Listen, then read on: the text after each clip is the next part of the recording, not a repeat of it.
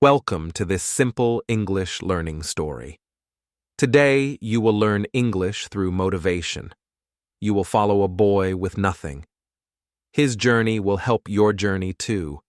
You will practice words and ideas together. This story is easy for new learners. It uses clear sentences and warm guidance.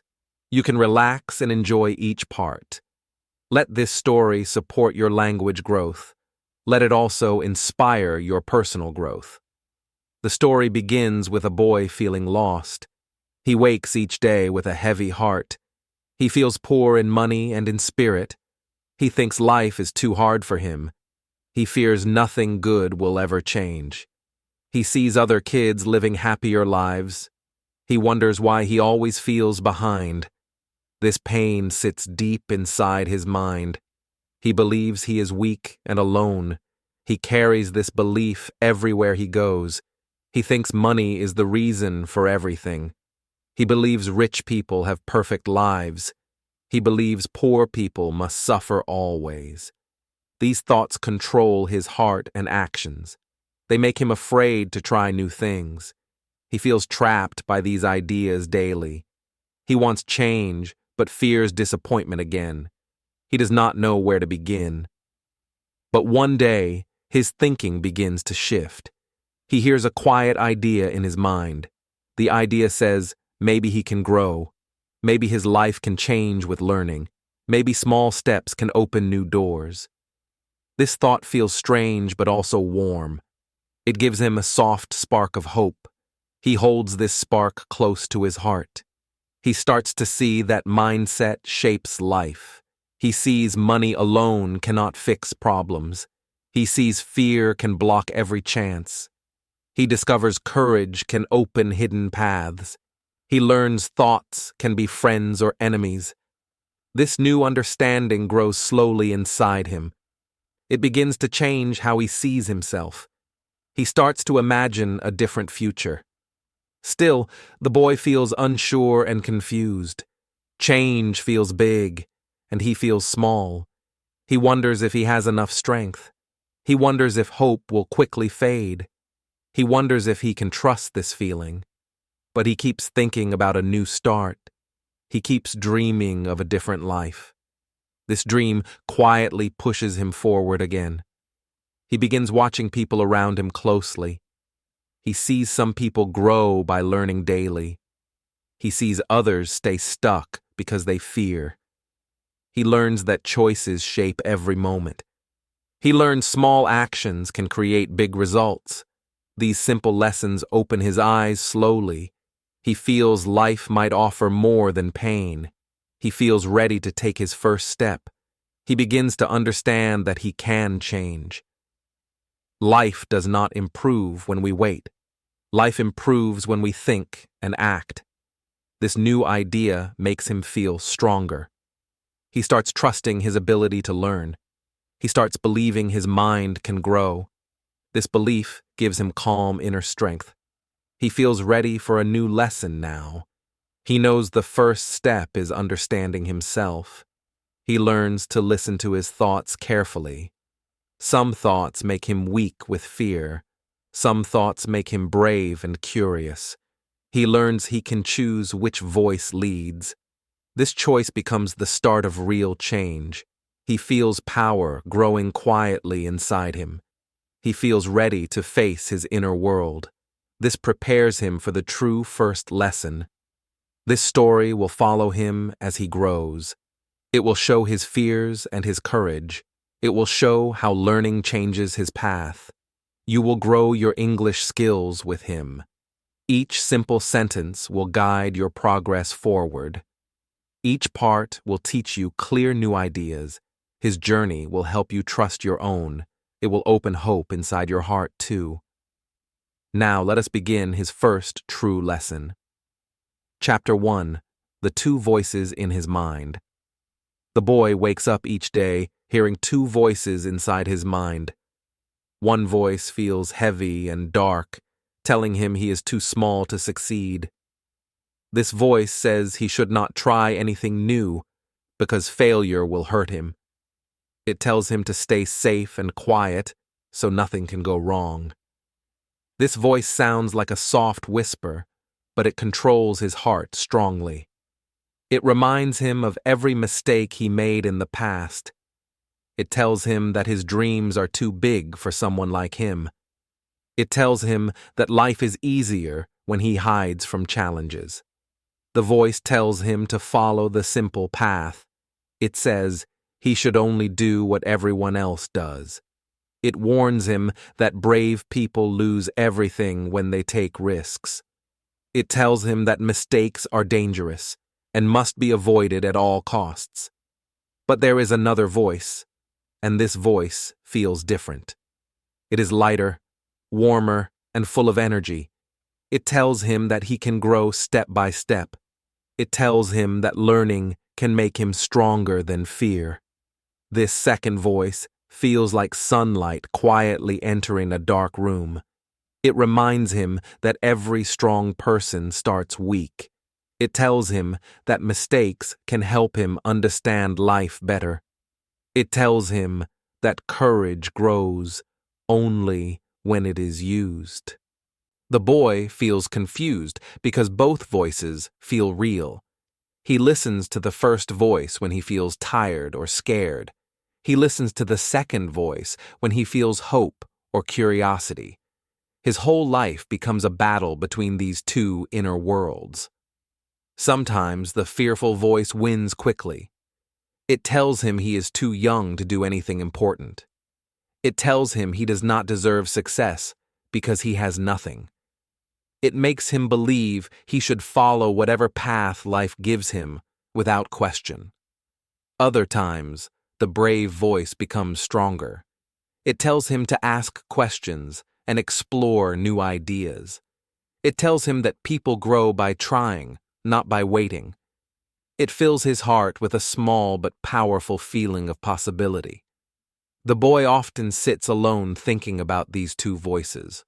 One voice closes doors in his mind.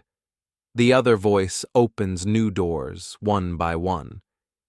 He realizes that the voice he listens to becomes the voice that shapes his life. He starts noticing when the fearful voice speaks. It always uses the same language. Don't try. Don't change. Don't dream. It speaks loudly when he is worried about what others will think.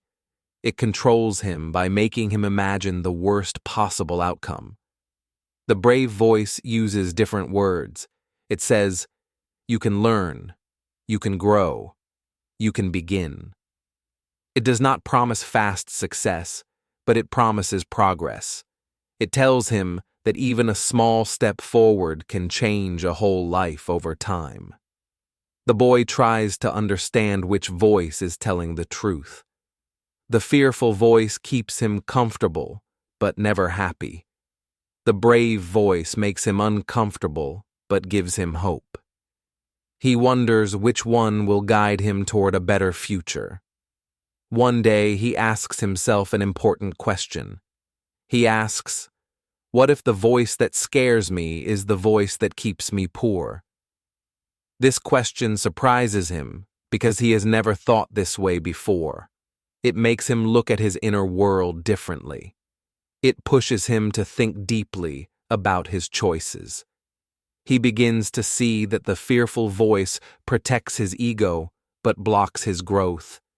It wants him to avoid pain, but also prevents him from learning. It tries to keep him safe, yet it also keeps him stuck.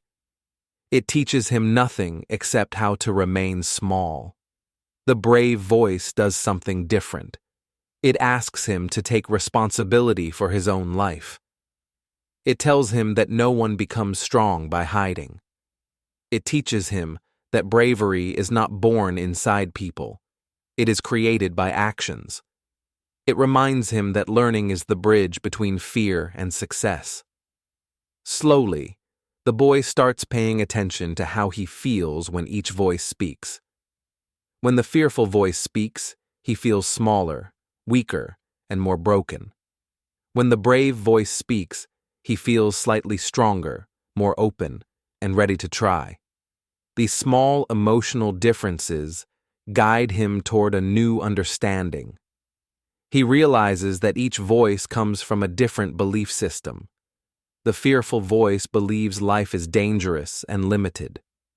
The brave voice believes life is full of learning and opportunity. The fearful voice belongs to a life of survival. The brave voice belongs to a life of growth. This inner conflict becomes the foundation of his entire journey.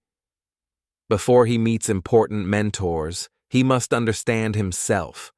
Before he learns about money, he must learn about courage. Before he can grow in the world, he must grow in his mind. This war between the two voices becomes the first lesson of his life. He begins to ask himself which voice sounds like the person he wants to become. He knows he does not want to remain small forever.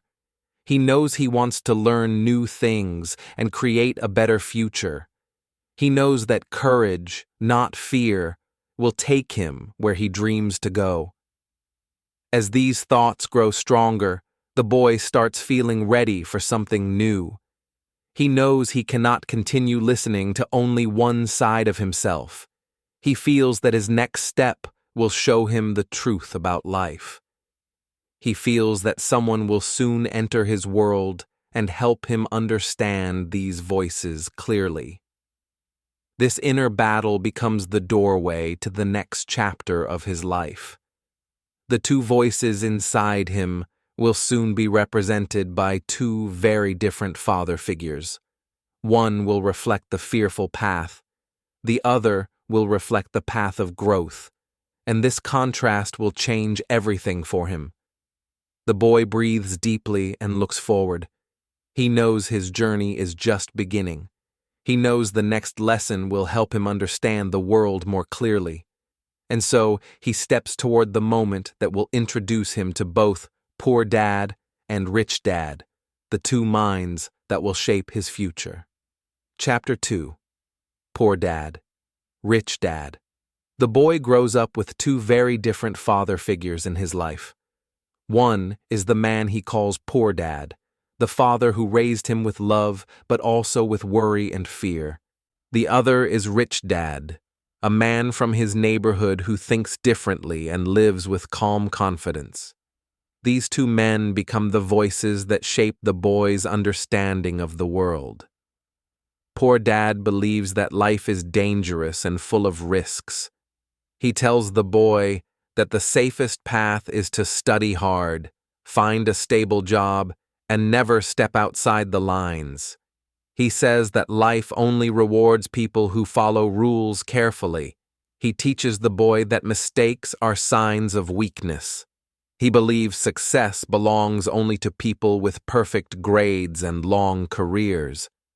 Rich Dad believes something completely different. He tells the boy that life is full of opportunities for people who observe, learn, and take action. He says that the world changes fast and people must learn faster. He teaches that mistakes are teachers and that courage is more important than comfort. He believes success belongs to people who think differently. Poor Dad speaks with love but also with fear. He works long hours, follows every rule, and still struggles to pay bills each month. He believes that money is the reward for working hard for someone else. He says, "Go to school so you can get a good job." He wants the boy to avoid danger, even if it means avoiding growth. Rich Dad speaks with confidence. He works on ideas, businesses, and investments. He studies people, learns from failure, and enjoys teaching others. He believes that money is a tool that grows when you understand it. He says, "Learn how money works, and you will never be controlled by it." He wants the boy to explore, even if it means facing challenges. The boy watches these two men carefully. He sees Poor Dad wake up early, come home tired, and still worry about not having enough. He hears him say things like, "We cannot afford that," or "Money is the problem." He notices that Poor Dad always looks stressed at the end of the month. He feels the fear in his father's voice, even when his father tries to hide it. He also sees Rich Dad live differently. Rich Dad is not rich because of luck. He is rich because of his thinking. He spends time reading instead of worrying. He spends time planning instead of complaining. He talks about ideas, not problems. The boy notices that Rich Dad never says, "I can't." He always asks, "How can I?" This simple difference surprises the boy. Poor Dad wants the boy to follow a safe map. This map has clear steps. Go to school, get good grades, find a secure job, work until retirement, and hope everything works out. Poor Dad believes this is the only way to live.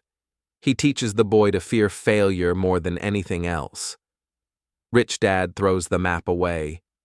He says life does not follow straight lines. He teaches the boy to think, ask questions, and find chances where others see none. He teaches him that schools teach subjects, but life teaches money. He says that true education comes from experiences, curiosity, and mistakes. The boy feels the emotional contrast clearly. When he listens to poor Dad, he feels small, afraid, and limited. When he listens to Rich Dad, he feels alive, brave, and curious.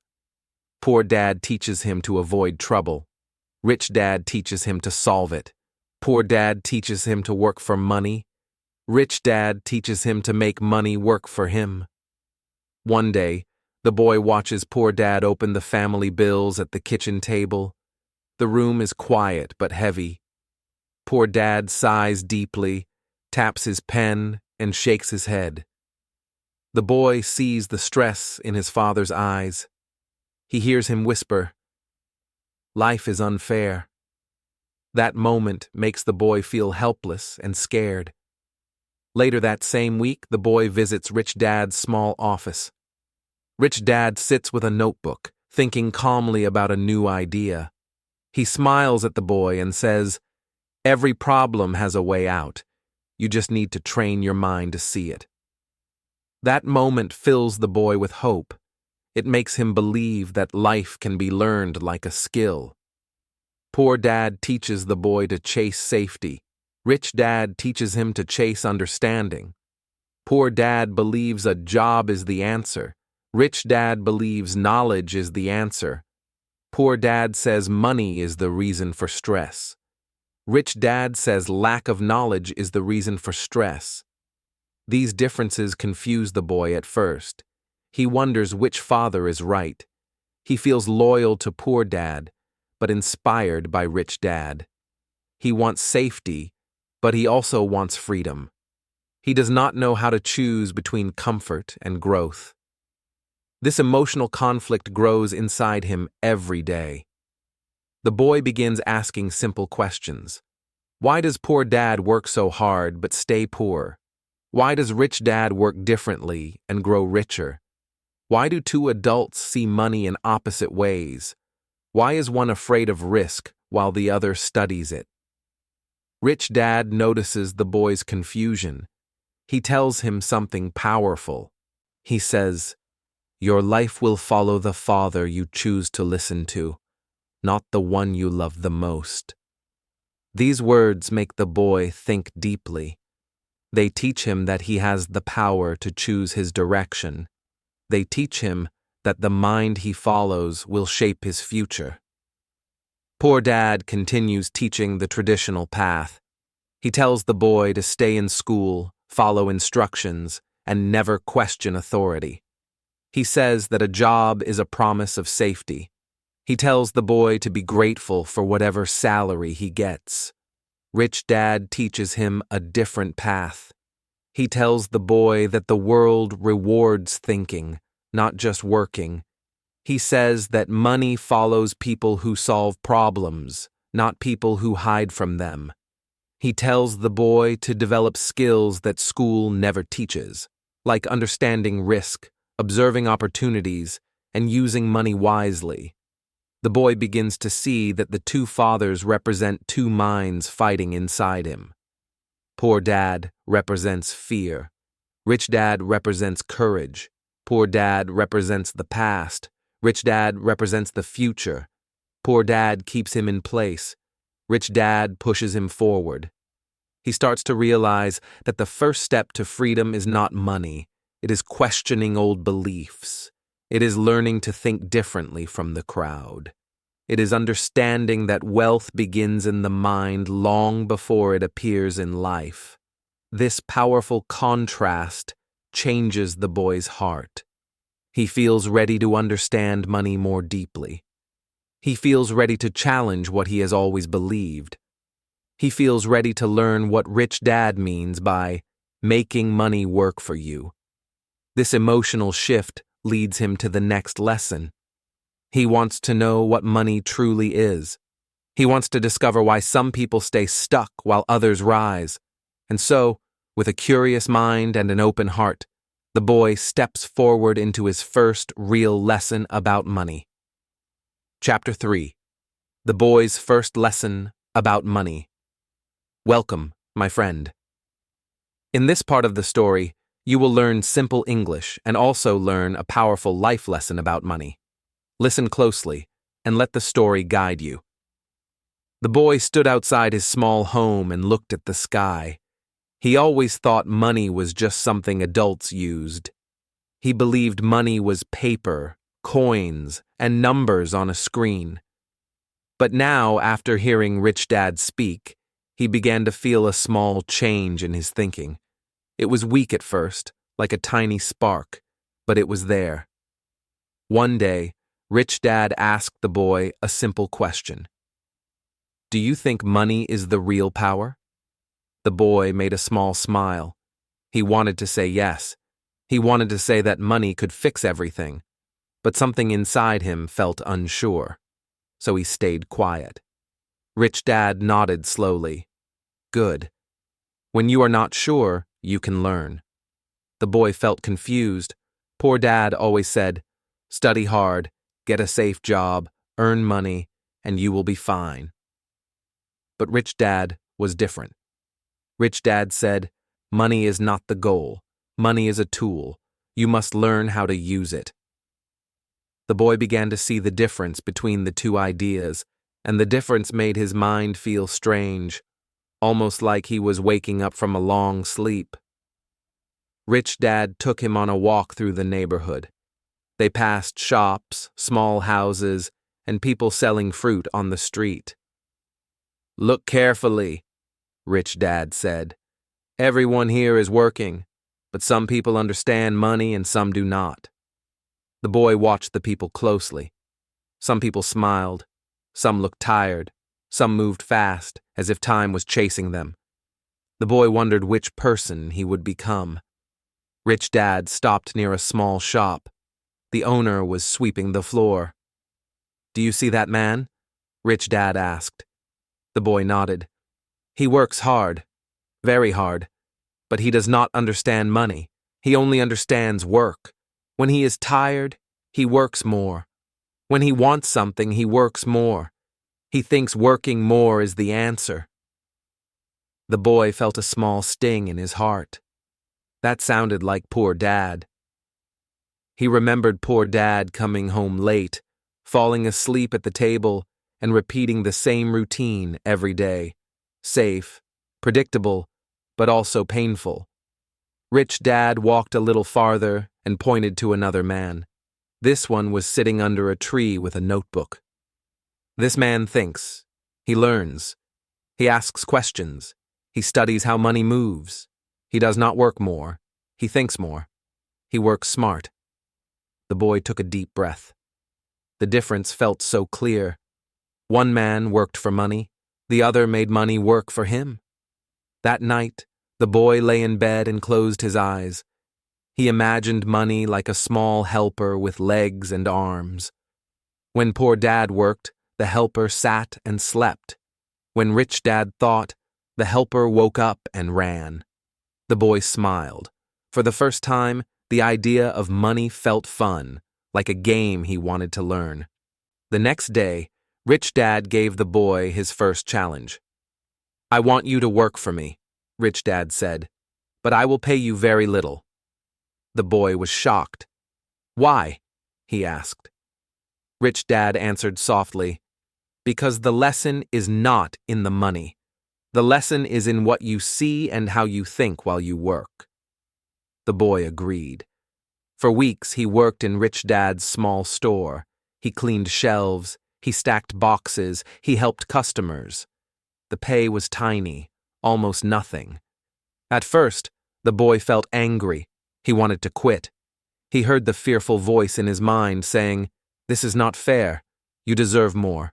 You should stop." But then he heard the other voice, the brave voice. "Stay. Look deeper. Learn." So the boy stayed. And one day, while cleaning a shelf, he saw children coming in to buy comic books. The comics sold out fast. The children left quickly. And the boy suddenly had a thought. What if I could make something children want? Something they would pay for? The idea grew bigger and brighter. The boy felt excitement inside him. He ran to tell Rich Dad. Rich Dad listened, smiled, and said, "Good. Now you are thinking. Now you are seeing. This is your real lesson." The boy gathered old comic books from the store that could no longer be sold. He took them home and created a small reading room in his yard. He charged other children a small fee to read as many comics as they wanted for 1 hour. Children loved the idea. They came every day. The boy was shocked. He made more money in 1 week than he made working in the store for a whole month. He learned something huge. Money is not the paper in your hand. Money is the idea in your mind. Money grows when your mind grows. Money moves when you move with courage. Money works when you think, learn, and take action. The boy felt proud, not because he earned money, but because he created something. He made value. He made a small business. He understood for the first time that he did not have to wait for money. He could make money come to him. Rich Dad congratulated him. Remember this lesson. When you work for money, you become tired. But when money works for you, you become free. The boy felt those words deep in his heart, like a seed planted in soft soil. One night, he sat alone and looked at the stars. He felt different, stronger, braver. He was still young, still learning, still growing. But he was no longer the boy who believed he had nothing. He now had the beginning of wisdom. And wisdom was far more powerful than a coin or a bill. This new understanding made him ready for his next lesson, one that would teach him how to control his emotions around money, not let money control him. And so, with a quiet breath and an open heart, the boy stepped forward, ready for the next chapter of his journey. Chapter 4. The First Job That Changed Nothing. Welcome, my friend. In this part of the story, you will learn easy English through a moment that many people face in life. Working hard, but seeing no change. Listen carefully and let the lesson guide you. The boy woke up before the sun. The sky was still dark and the air felt cold. His body was tired, but he wanted to be responsible. He wanted to help his family. So when he found his first job at a small market shop, he felt proud. He believed this job would change everything. He believed that if he worked hard enough, his life would finally get better. Every morning he walked to the shop with slow steps. The road was empty, and the shops on the street were still closed. He pushed open the wooden door, swept the floor, arranged the boxes, and cleaned the tables. At first, the boy tried to smile. He told himself, "This is good. I must work hard. Hard work is the answer." That was what poor Dad always said. But as days turned into weeks, the boy felt something strange. He was working harder than ever before. His hands became rough, his feet hurt, his back felt tight. But his pay stayed the same, small and almost invisible. He felt confused. Something felt wrong. He was giving more, but receiving the same. One evening, the boy sat outside the shop with his small envelope of money. He opened it slowly, hoping there might be more inside. But no, it was the same amount he always got. The same little cash. The same small number. His heart felt heavier than his hands. He whispered to himself, "Why is nothing changing?" He looked at the people in the market. Some worked fast. Some worked slow. Some looked stressed. Some looked tired. But they all looked the same as yesterday, and the day before, and maybe every day of their lives. The boy began to understand something painful. Hard work alone does not change your life. Hard work without knowledge is like running in circles. You move, but you do not go anywhere. The next morning, as he swept the store, he noticed something. A man was sitting outside selling fruits. The man worked from dawn to night, but the boy had never seen him rest. He looked exhausted, yet his basket was still full. People walked past him without stopping. The boy felt a sharp thought rise in his mind. Is this my future? Working all day, every day, with nothing changing? He felt fear, real fear. A fear that maybe he was doing something wrong. Maybe he was missing the real lesson. Maybe he was following a path that led nowhere. One afternoon, while carrying heavy boxes, the boy heard the two voices in his mind again. The first voice, the fearful one, said, "Just keep going. This is life. Everyone works. Don't complain. Don't dream too much." The second voice, softer but stronger, said, "There must be more. You must think. You must learn. You must grow." The boy paused. For the first time, he listened to the second voice. That evening, after finishing his shift, he walked to a quiet corner behind the shop. He sat on a wooden crate and closed his eyes. He remembered Rich Dad's words. Working for money is not the same as learning how money works. At that moment, the boy finally understood the meaning. His job gave him money, but it did not give him knowledge. It did not give him skill. It did not guide him to a better life. The boy felt a deep sadness, but also a spark of hope. He realized that he needed a new path. He could not just work harder, he needed to work smarter. He needed to learn something valuable. He needed to learn how to grow. The next day, he tried something different. Instead of just cleaning and sweeping, he watched the shop owner more carefully.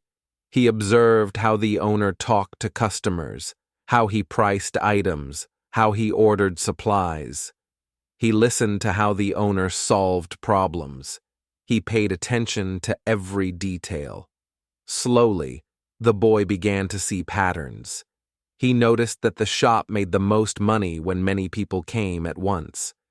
He noticed which products sold fast and which ones did not. He noticed that customers liked friendly words and small smiles. He realized that business was not only about hard work, it was about understanding people.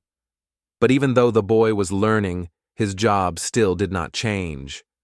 The pay did not grow. The hours did not shorten. He felt trapped, like a bird inside a cage made of routine. One night, he walked home with his head low. The road felt longer than usual. The houses looked darker. He felt the weight of reality on his shoulders.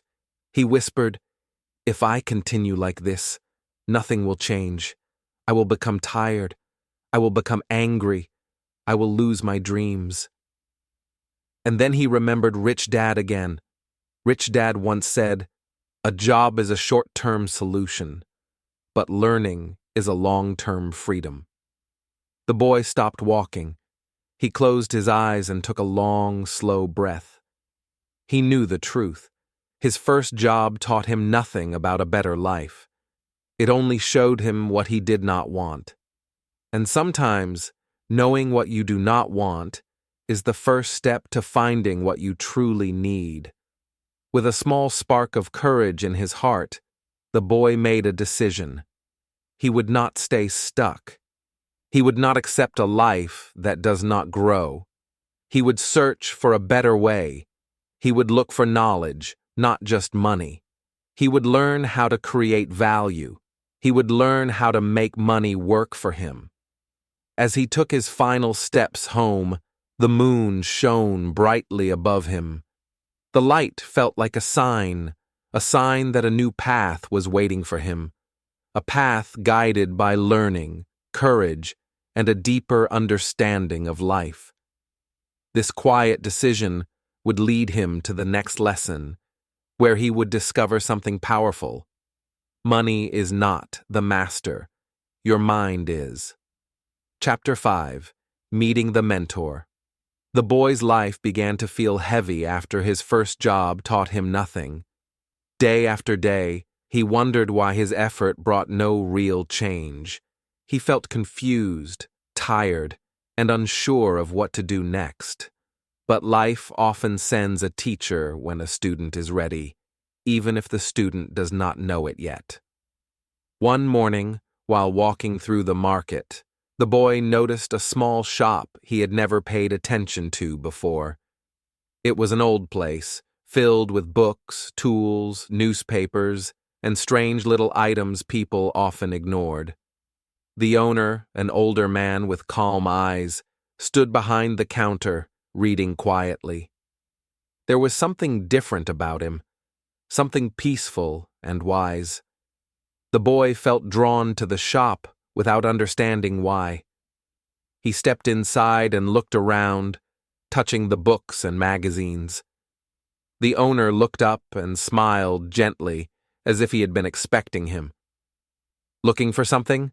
the man asked, his voice calm but full of kindness. The boy shook his head. "I don't know," he replied honestly. The shop owner studied him for a moment, seeing the worry in his eyes. Then he said something unusual. "Sometimes you don't come here to find something. Sometimes something comes here to find you." The boy did not fully understand the words, but they stayed in his heart. The owner asked him a few simple questions: where he worked, what he wanted, what bothered him. The boy answered shyly, explaining that he worked very hard, but nothing in his life was changing. The shop owner nodded slowly, as if he had heard this story many times before. "Hard work is important," the owner said, "but hard work without understanding is just pain." These words hit the boy deeply. No one had ever said anything like that to him before. He felt something open inside him, something hopeful. The owner then invited him to sit beside the counter. He pulled out an old notebook filled with small drawings and notes. "These are lessons I learned when I was young," the man said. "Lessons about money, mistakes, and courage." The boy leaned closer, fascinated. The man explained simple ideas: why some people stay poor even when they work hard, why others grow even when they start with nothing, why fear controls decisions, and why courage opens doors. The boy felt like he was hearing truth for the very first time. As they talked, the owner watched him closely. He noticed how the boy listened carefully, how he asked thoughtful questions, how his eyes widened when he understood something new. The owner smiled to himself. He saw potential the boy did not yet see in himself. "You remind me of myself when I was young," the owner said softly. "You have hunger, not for money, but for learning." The boy felt warmth in his chest. No adult had ever said something like that to him before. He felt respected, seen, and valued. Before the boy left the shop, the owner asked, "Would you like to learn more?" The boy nodded quickly, almost too quickly. Yes, I want to learn, he said with excitement. The owner smiled and said, Then come tomorrow. I will teach you what school never teaches. The next day the boy returned early, eager to learn. The owner taught him about observing people, understanding value, and seeing opportunities where others see nothing. He showed him how to think differently, how to use his mind, not just his hands. The boy felt like a whole new world was opening. As the days passed, the shop owner became more than just a teacher. He became the boy's mentor. He explained that mistakes were not something to fear. Mistakes are teachers, he said firmly.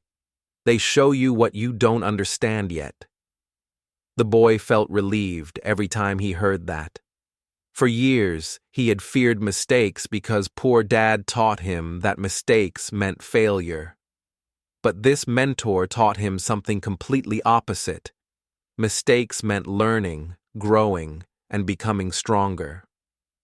The boy felt a new courage rising inside him. One afternoon, after finishing a lesson about value and opportunity, the mentor closed his notebook and looked at the boy seriously. You have learned well, he said, but now it is time for a real test. The boy felt nervous, but curious. What kind of test? He asked. The mentor leaned back in his chair and spoke slowly. A test that will change your thinking forever, he said. I want you to work for me, but I will not pay you. The boy's heart jumped. He felt shock, confusion, and a little anger. Work for free? He repeated. The mentor nodded calmly. Yes, because if you only work for money, you will never learn how money truly works. The boy felt his mind turn upside down. No one had ever said anything like that in his life. He didn't understand, but he wanted to. The boy sat silently, thinking. The fearful voice in his mind shouted, No! You need money, this is unfair! But the other voice, the brave voice, whispered, Maybe this is how rich people think. Maybe this is the lesson you need. The mentor watched the boy's inner struggle without saying a word. He knew this moment was important. He knew the boy needed to choose growth over comfort. After a long silence, the boy finally nodded slowly. I will do it, he said quietly. I want to learn. The mentor smiled, proud of the boy's courage. He placed a gentle hand on the boy's shoulder. Good, he said, because this test will open your eyes to opportunities that most people never see. With that, the boy stepped into the next phase of his journey, one that would challenge his emotions, test his patience, and completely transform the way he viewed money and life. And so, the mentor's test began. Chapter 6. The Work Without Pay Test. When the mentor told the boy he would not be paid, the boy felt like the world had stopped. His heart tightened, and his face became warm with shock and frustration. No one had ever asked him to work for free, especially after he had hoped to escape a low-paying job. He could not understand why a wise man would offer such a strange deal. At first, the boy thought the mentor was being unfair. He felt angry and wondered if the mentor saw him as weak or foolish. His mind replayed old lessons from poor Dad, who always said, "Never let people take advantage of you." These thoughts made him question whether he should walk away. But another part of him remembered why he came in the first place. He wanted to learn something deeper than money, a secret that only the mentor seemed to know. The voice inside him that wanted growth whispered softly, telling him to stay open. He felt torn between fear and curiosity. On his first day working for free, the boy cleaned shelves, arranged newspapers, and helped customers carry items. He worked hard, but every task reminded him he was not earning a single coin. Each hour made him more frustrated, and he wondered if he had made a big mistake. His emotions pushed him close to quitting. After a few days, the boy finally spoke. "Sir, this feels wrong," he said, trying to sound brave. "Why am I working without pay? What am I supposed to learn from this?" His voice trembled with a mix of fear and anger. The mentor looked at him quietly for a moment. "Tell me," he said gently, "who is in control right now? Your mind or your emotions?" The question surprised the boy, and he did not know how to answer.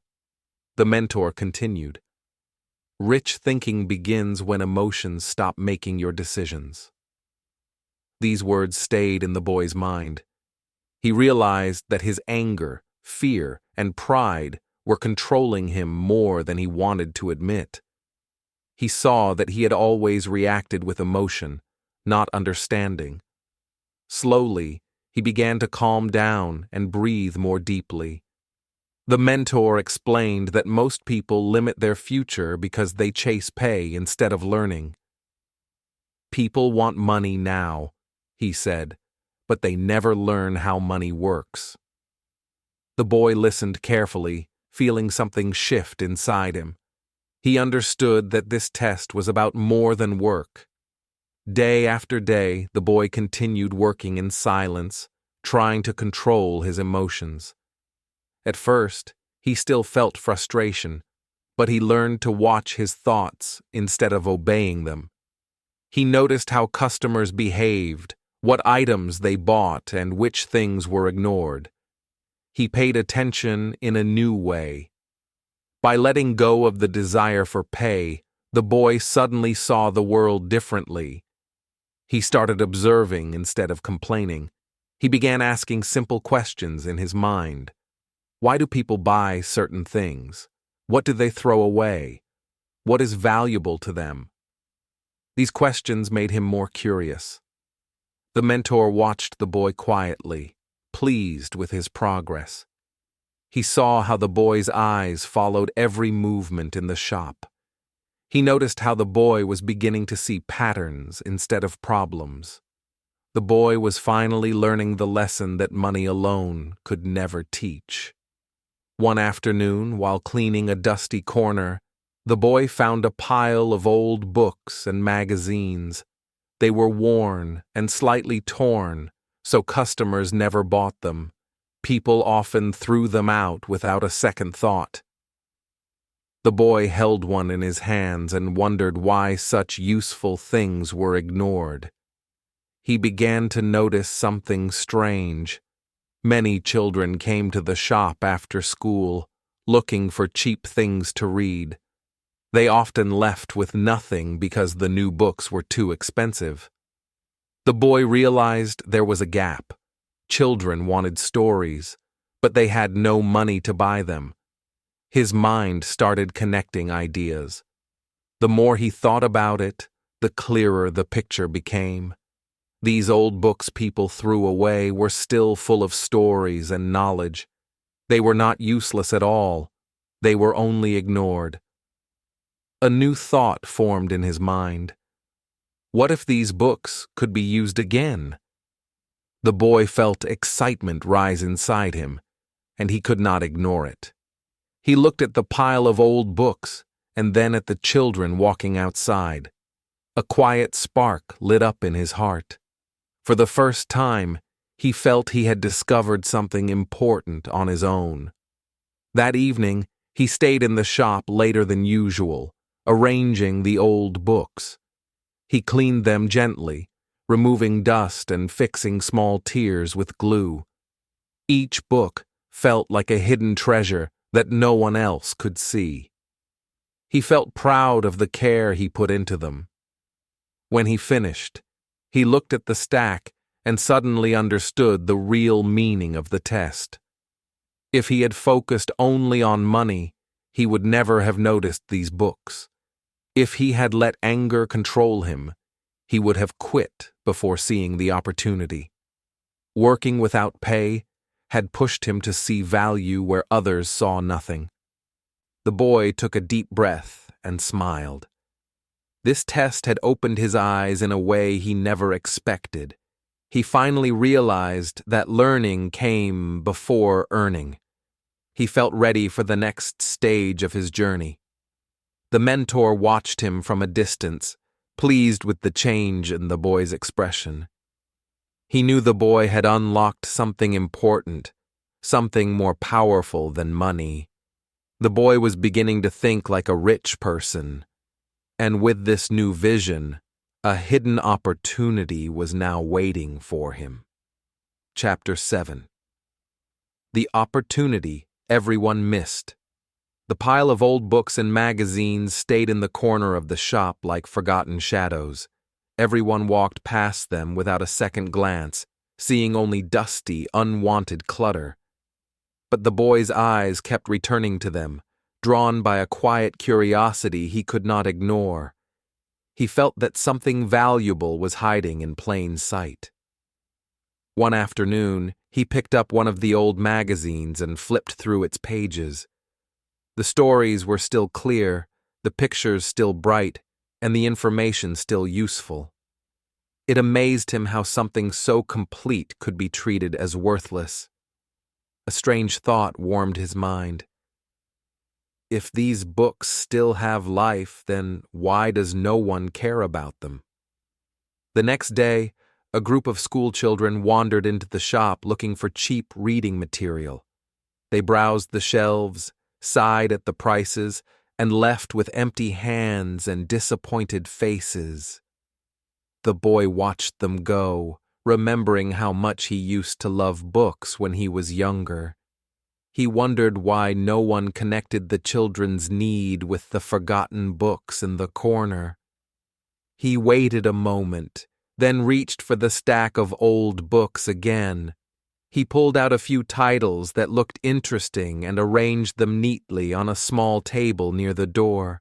He wiped them clean, smoothed their covers, and placed a sign with a price so low that even the poorest child could afford it. The display was simple, but it carried a spark of hope. When the children returned the following day, their eyes widened as soon as they saw the new table. They hurried toward it, whispering with excitement as they flipped through the pages. One child counted coins carefully and then purchased a magazine, smiling with pure joy. In that moment, the boy felt something shift inside him. His idea worked. He continued watching from behind the counter as more children arrived. One by one, they bought books that everyone else believed had no value. The boy felt a quiet thrill growing in his chest, a mixture of pride and relief. For the first time in his life, he had made money from an idea, not from his labor. The mentor walked by and noticed the scene unfolding near the door. He did not interrupt. He only observed with a small, knowing smile. The boy kept arranging and selling the books, unaware that he was being watched. His mind was too full of excitement to notice anything else. At the end of the day, the boy counted the coins he had earned.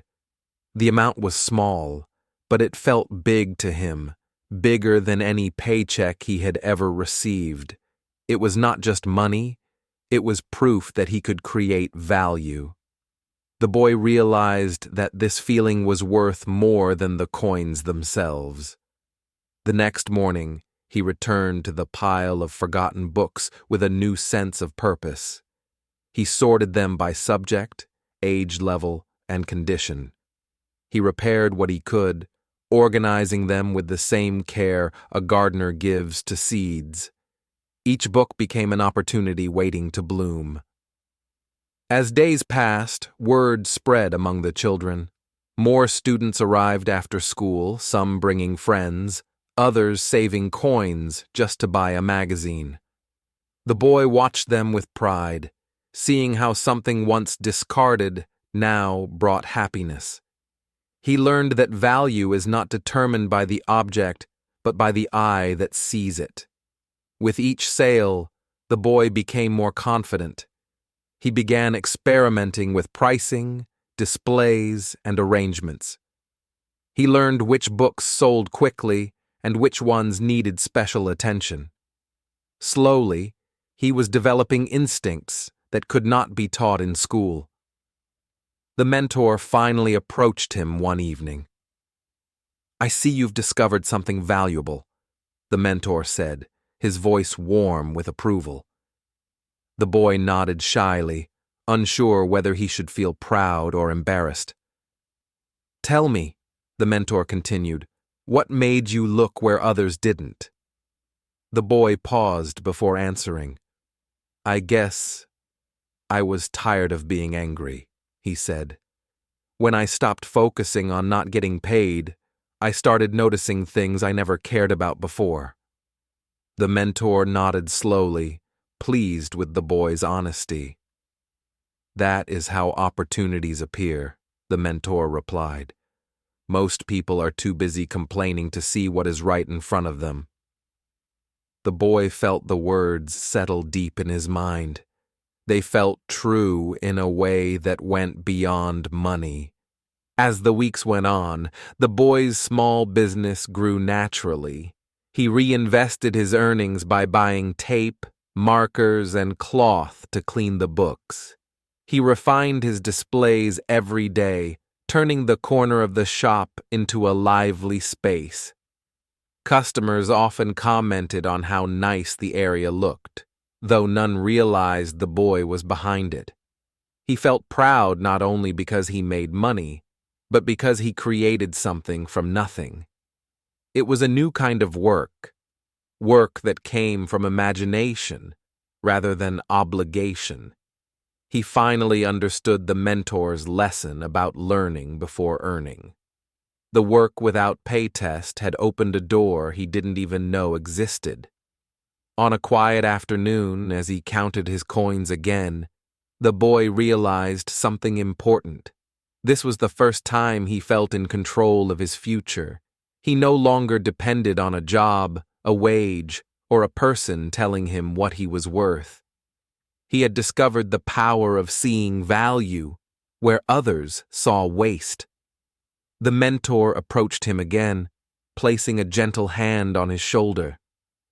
"Are you ready for the next lesson?" he asked.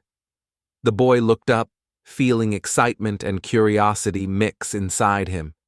For the first time ever, he knew he was ready. His first profit was small, but the confidence it gave him was enormous.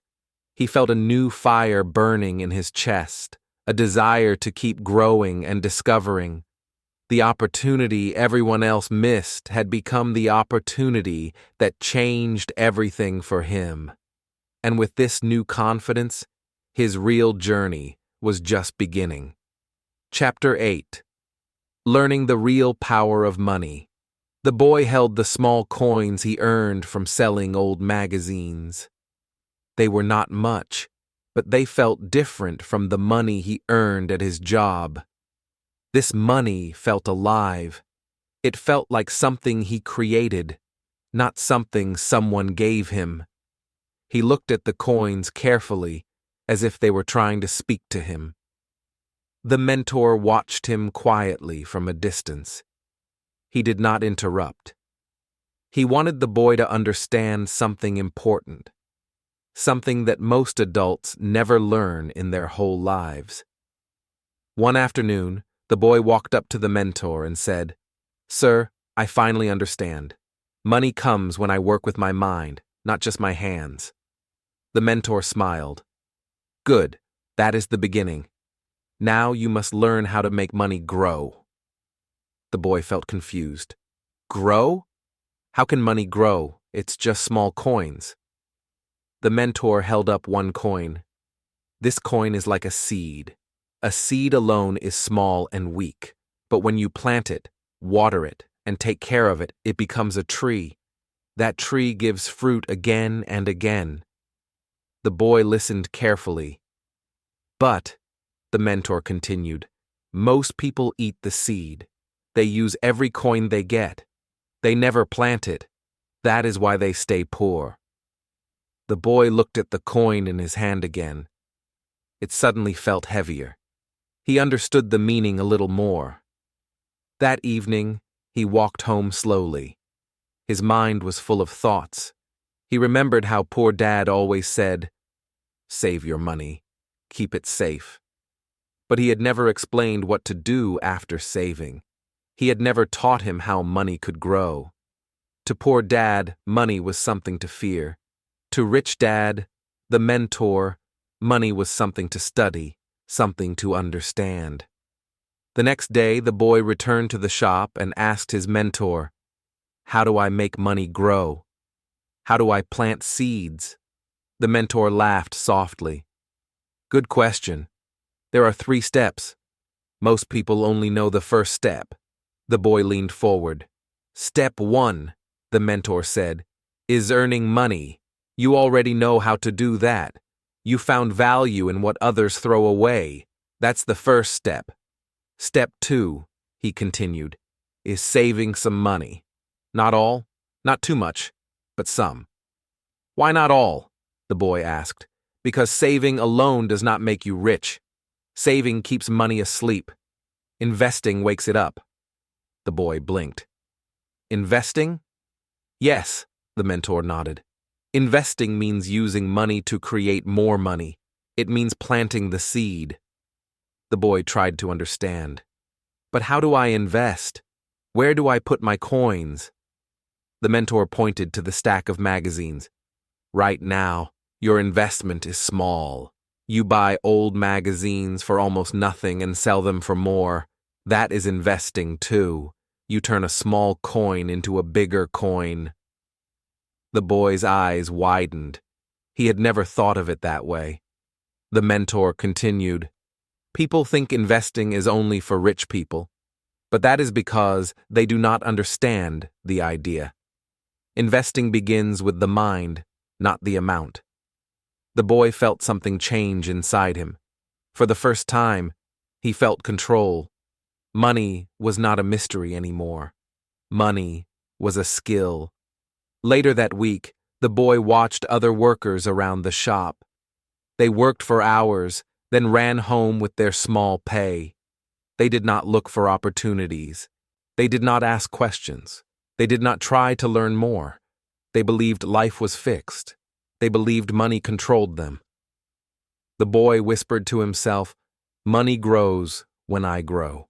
Money moves when I move." That idea gave him energy. One afternoon, the mentor gave him another small lesson. He handed the boy 2 jars. "This jar," he said, tapping the first one, "is for spending. It must always be small." He tapped the second jar. "This jar is for investing. This one must slowly grow." The boy asked, "What about saving?" The mentor smiled. "Saving is temporary. You save only to invest later. Saving without investing is like collecting seeds and never planting them." The boy nodded slowly.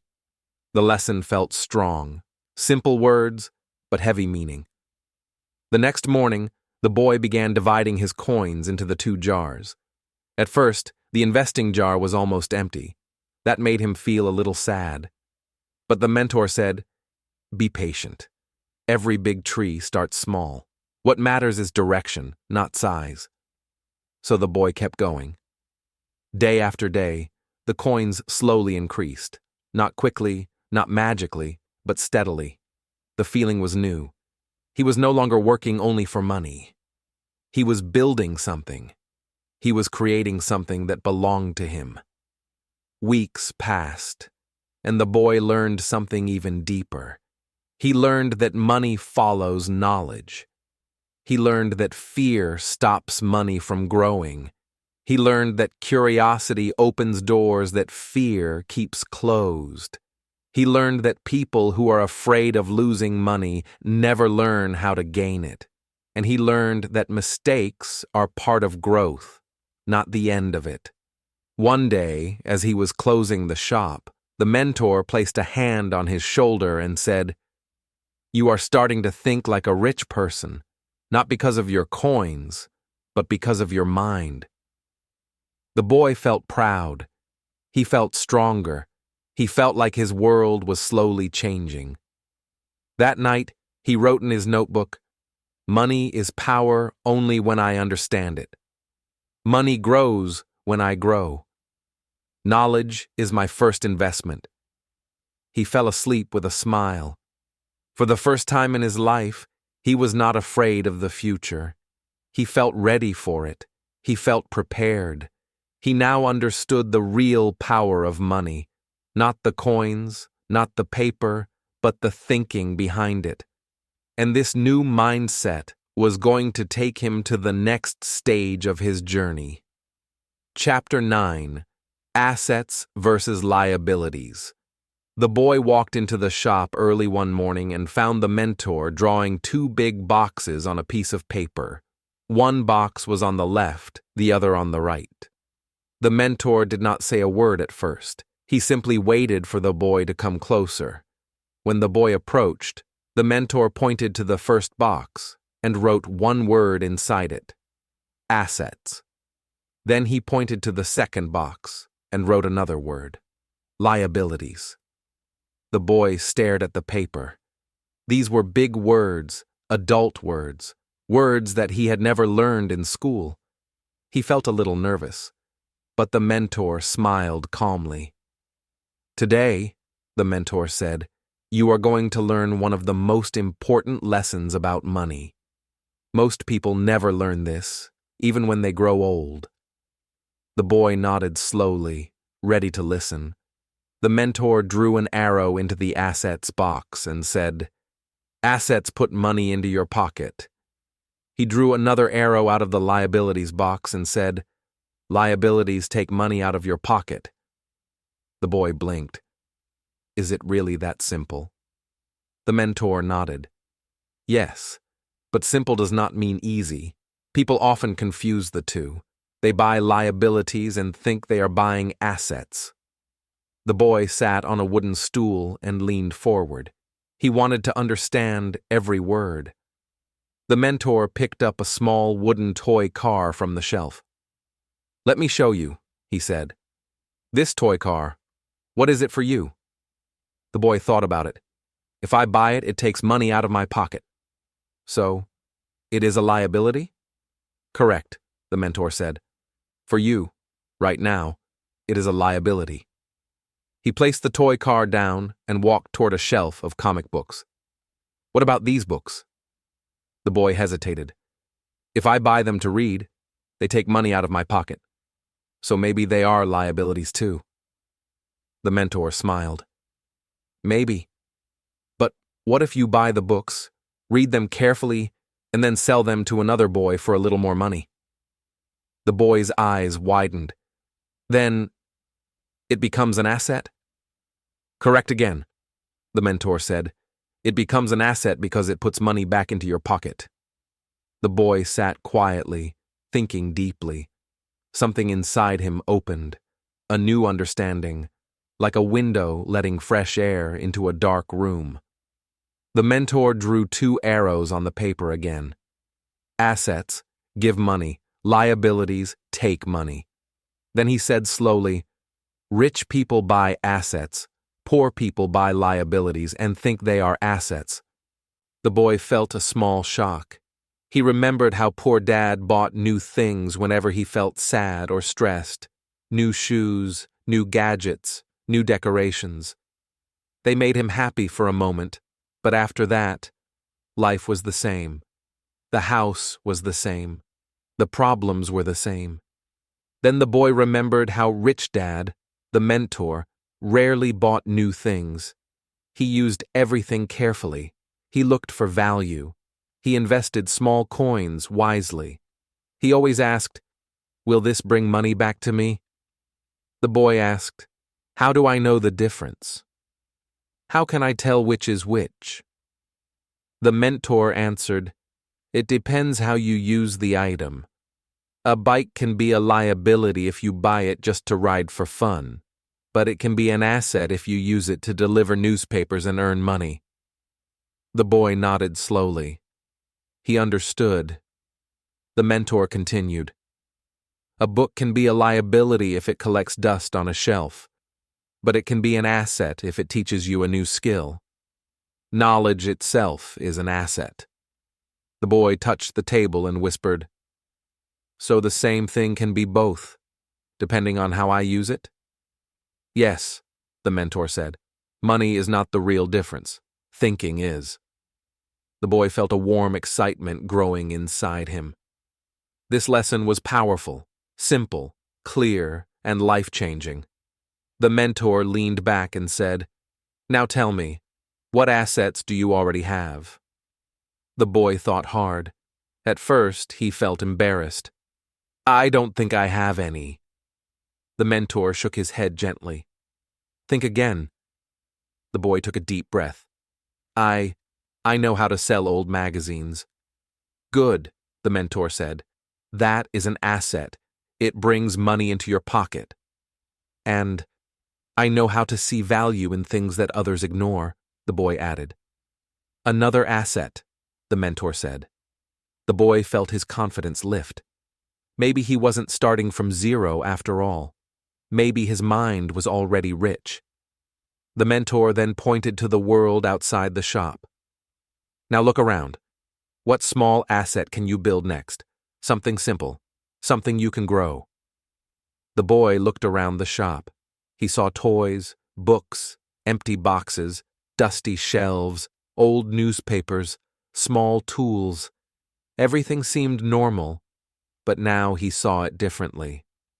Everything looked like a possible asset. Everything looked like a chance to grow. His eyes fell on a stack of old children's storybooks in the corner. They were colorful, slightly damaged, but still readable. The mentor followed his gaze and smiled. "Ah," the mentor said, "I see an idea forming." The boy walked over to the books and picked one up. He flipped through the pages. The pictures were bright. Kids loved stories. Kids loved colors. Kids loved adventure. The boy said softly, "What if I fix these books? Clean them, make them look new, then sell them at a low price." "That," the mentor said proudly, "sounds like your first real asset." The boy felt a burst of energy. He asked, "Can I try?" The mentor nodded. "Of course. But remember, an asset must bring money back. So you must choose wisely. Fix the books that can be sold. Do not waste time on books nobody wants." The boy spent the next hour cleaning the books. He wiped dirt from the covers. He repaired torn pages with small pieces of paper. He arranged the books neatly on a small table in front of the shop. He created a little sign. "Clean storybooks, small price, big adventure." Children walking home from school saw the table. Their eyes became bright. One child picked up a book and said, "I want this one." Soon 2 coins dropped into the boy's hand. The boy felt his heart jump.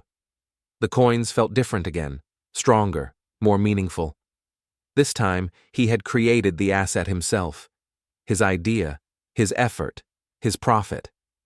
The mentor watched and said, "Congratulations. Today, you built your first asset. Today, you became a creator, not a consumer." The boy smiled so wide his cheeks hurt. He finally understood. Assets grow your future. Liabilities slowly steal your future. The choice is always yours. And this simple understanding would guide him toward the next chapter of his journey.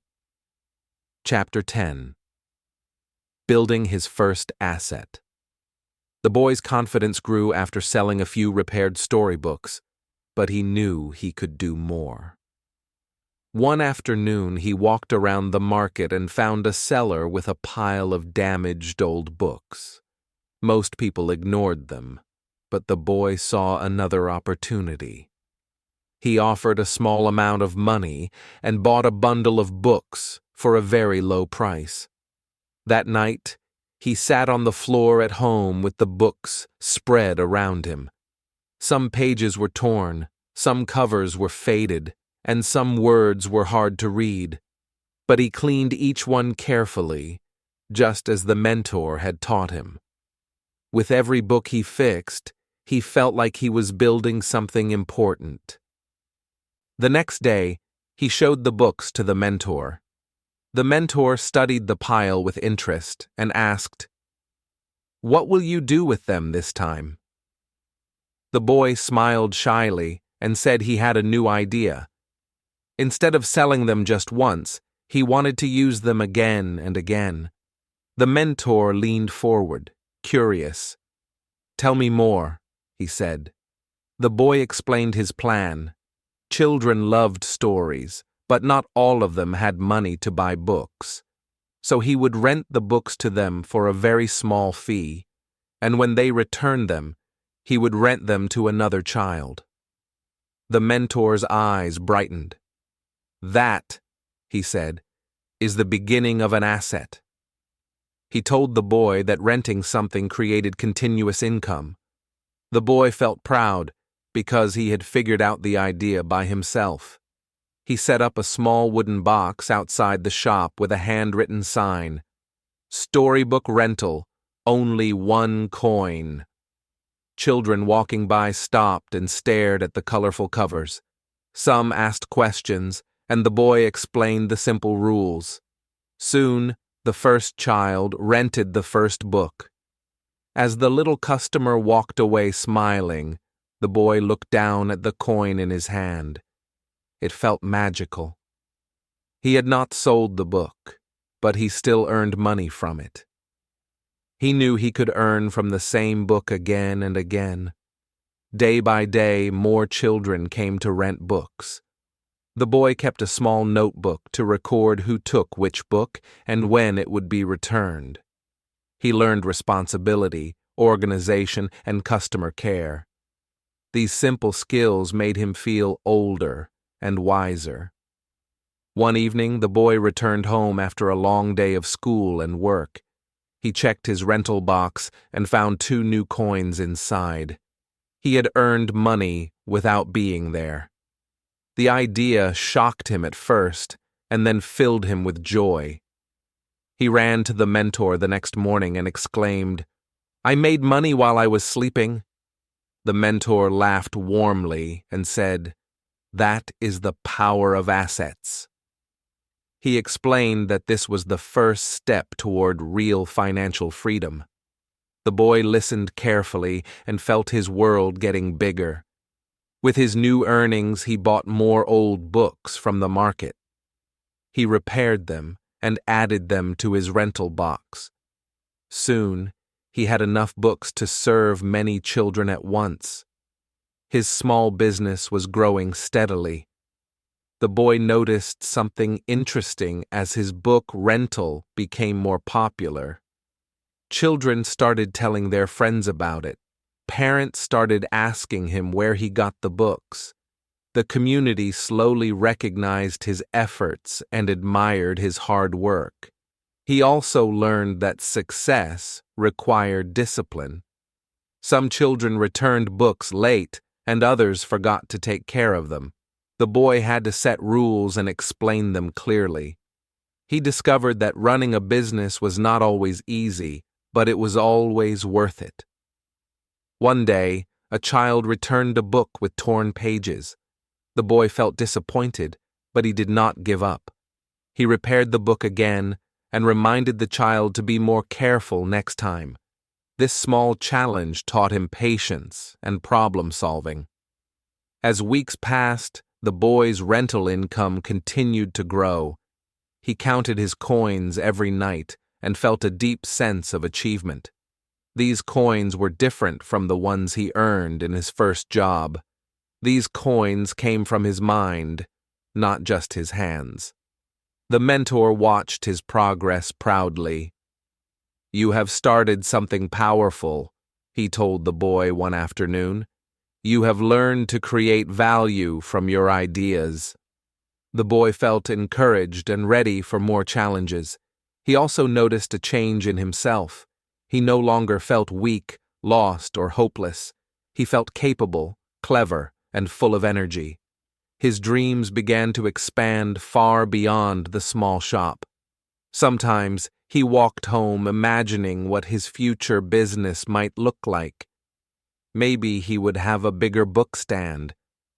Maybe he would teach other kids how to build assets. Maybe he would grow into someone who helped his whole community. These thoughts filled his heart with excitement. He realized that earning money was not the biggest reward. The real reward was the confidence he gained from creating something with his own mind. This confidence made him feel alive. One night, as he looked at his growing collection of coins, he said softly to himself, "This is only the beginning." He knew he still had much to learn, but he also knew he had taken his first real step toward freedom. For the first time in his life, he believed his dreams were possible, and this new hope carried him forward into the next part of his journey. Chapter 11.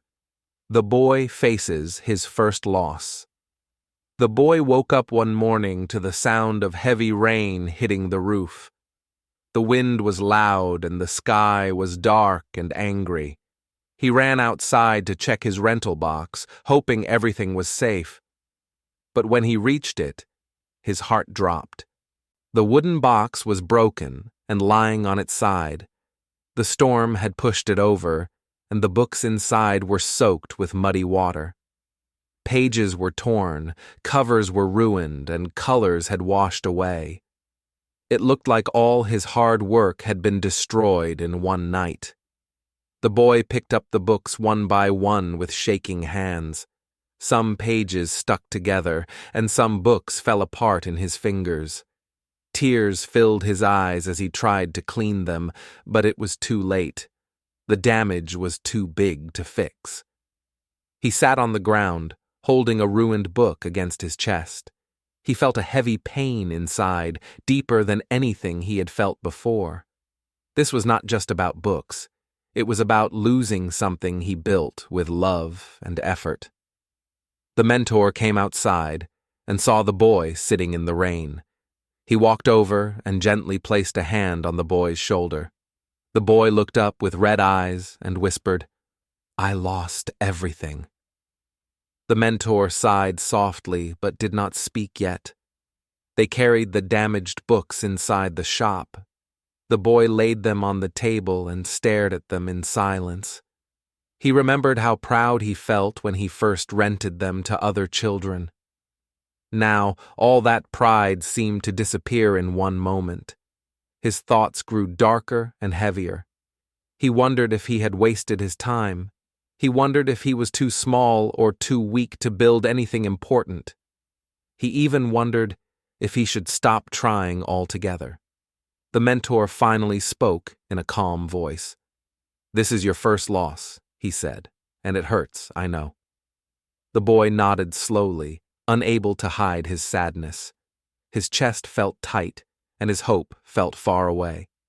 The mentor then asked, "What will you do now?" The boy did not know what to say. A part of him wanted to quit and avoid more pain. But another part of him remembered how good he felt when his rental box was full of books. He took a deep breath and closed his eyes. He realized he was standing at a crossroads. One path was giving up, and the other was trying again. Both paths were difficult, but one of them led forward. The boy finally said, "I want to try again, but I am scared." The mentor nodded with understanding. "Courage is not the absence of fear," he said kindly. "Courage is choosing to move even when fear stands in your way." The boy wiped his tears with the back of his hand. He knew he had to make a new choice.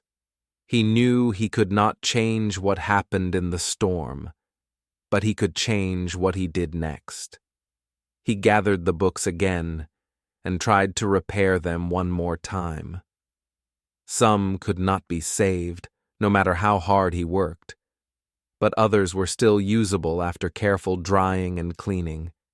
Even small progress made him feel a little stronger, as he worked, he understood something important. Success was not a straight line. It was a path with ups and downs, wins and losses, and this loss was just one step on his journey. The mentor watched him quietly, letting the boy learn through action. The boy's hands were tired, but his heart slowly felt lighter. He began to see that failure was not the end. It was a test of strength. By evening, he finished sorting all the books. He kept the ones he could save and set aside the ones that were too damaged. His collection was smaller now, but his determination was greater. He felt a new fire inside. He looked at the mentor and said, "I will rebuild everything." The mentor smiled proudly and replied, "Then you have already won." The boy felt a warm wave of hope return to his chest. He knew he was becoming someone stronger than before. That night, he lay in bed and thought about the storm. Yes, it had destroyed many things he loved, but it also revealed something powerful inside him. It showed him that he could stand up again after falling. Before closing his eyes, he whispered to himself, "I will not quit." Those simple words filled him with courage. He felt ready to keep learning and growing.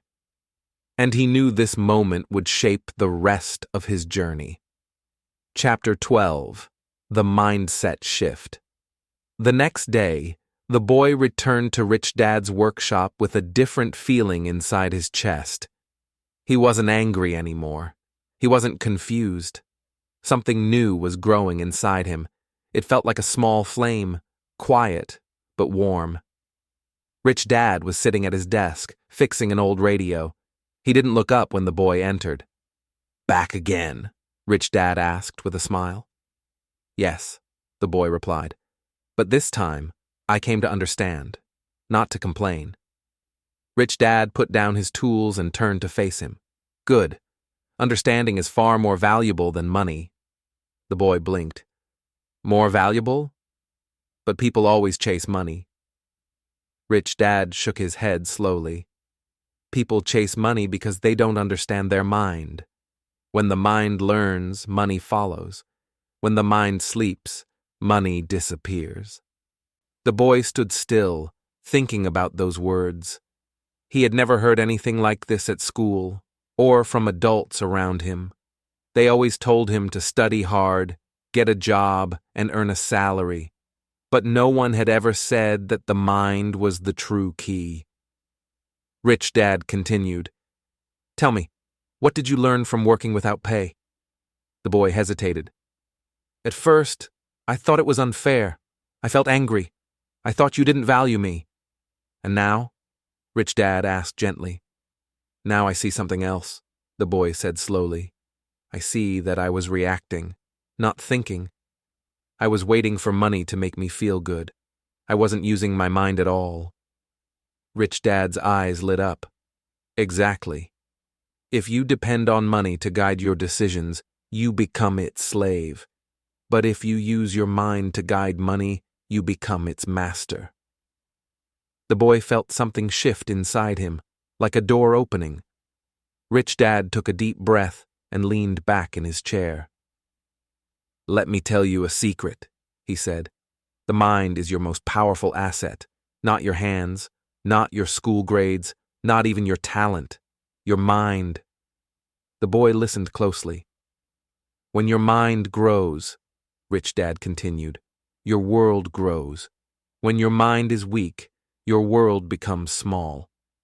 The boy imagined a small window versus a wide open sky. "I want my world to grow," he whispered. Rich Dad smiled. "Then you must train your mind. Just as an athlete trains his body, you must train your thinking. Money comes after, always after." The boy stepped closer. "How do I train my mind?" Rich Dad pointed to the workshop, filled with broken radios, old machines, boxes of screws, books, and tools of all kinds. "You train it by observing, by questioning, by learning from everything around you. You train it by failing and trying again. You train it by seeing opportunities where others see problems. The boy looked at the room again. Before today, it was just a messy place. But now, he saw something different.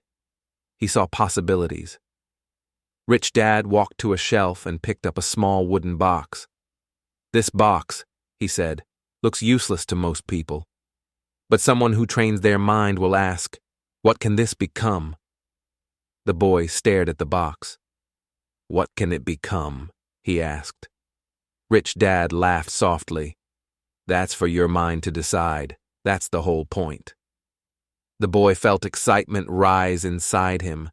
His thinking was stretching, waking up. Rich Dad leaned forward. "Listen carefully. Most people don't become successful because they wait for success to happen to them. They wait for luck. They wait for someone to help them. They wait for life to change. But you," he pointed at the boy's chest, "you can choose to train your mind so that you create success instead of waiting for it." The boy felt the words hit his heart. Rich Dad continued, "Your hands can work, but your mind can imagine. It can plan. It can solve. It can build. Money is simply a tool your mind uses. If the mind is weak, the tool is wasted." The boy nodded slowly. "So, before I learn to make money, I must learn to think differently." "Yes," Rich Dad said firmly, "because money is only a reflection of the mind that holds it. A small mind creates small income. A growing mind creates growing income." The boy felt a deep understanding settle inside him. It was like a puzzle piece finally fitting into place. He looked at his hands. They were small, but strong. Then he touched the side of his head. "My mind is where the real work starts," he said softly. Rich Dad clapped his hands once. "Good. Now you are ready." "Ready for what?" the boy asked. "To begin again," Rich Dad said. "But this time, you will not work with confusion. You will not work with anger. You will work with awareness, with curiosity, with a stronger heart." The boy took a deep breath. He felt taller, even though he hadn't grown at all. "What should I do first?" he asked. Rich Dad pointed toward the shelf filled with old items. "Choose one thing, just one. Study it. Ask yourself what it could be, not what it is right now." The boy walked to the shelf with slow steps. His mind buzzed with new energy. Everything looked different. Everything looked alive. He picked up a small broken clock. It didn't move. It didn't shine. But in his hands, it felt like a challenge, a puzzle that could teach him something new. He turned back to Rich Dad. "I want to learn from this." Rich Dad nodded proudly. "Now your true training begins." The boy smiled. For the first time in his life, he understood. When the mind grows, the world opens. When the mind opens, money follows.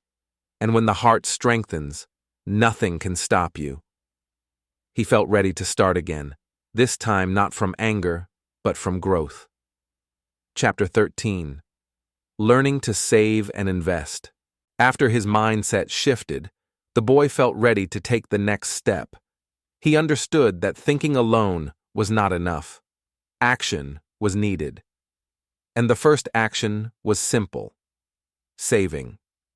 He started by putting aside a few coins from his small earnings.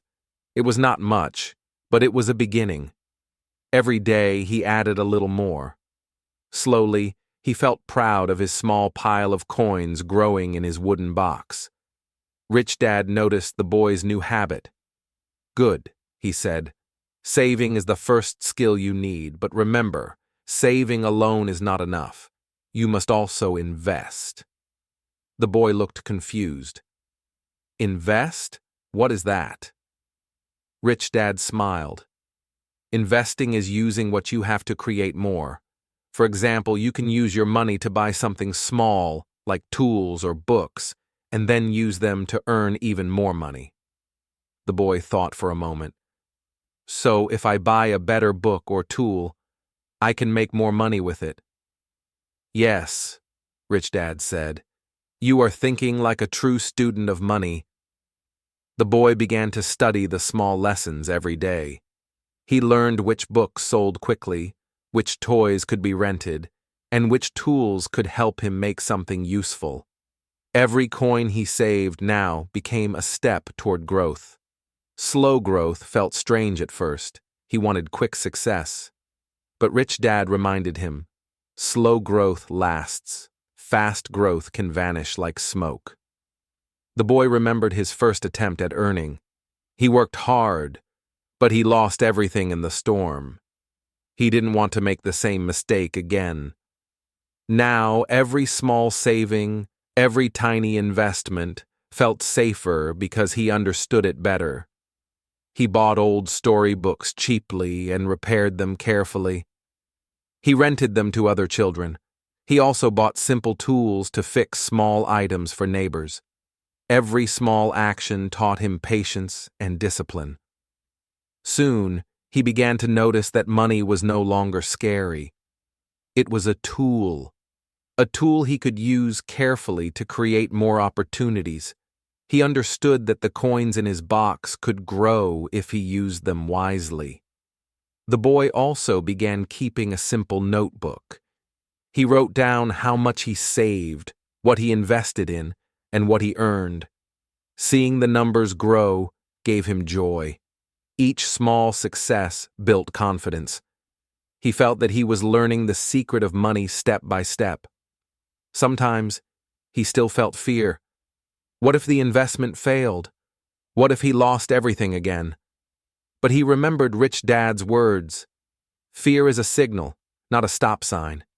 Think before you act, then act wisely. Slowly, the boy's world started to grow. He saw opportunities everywhere.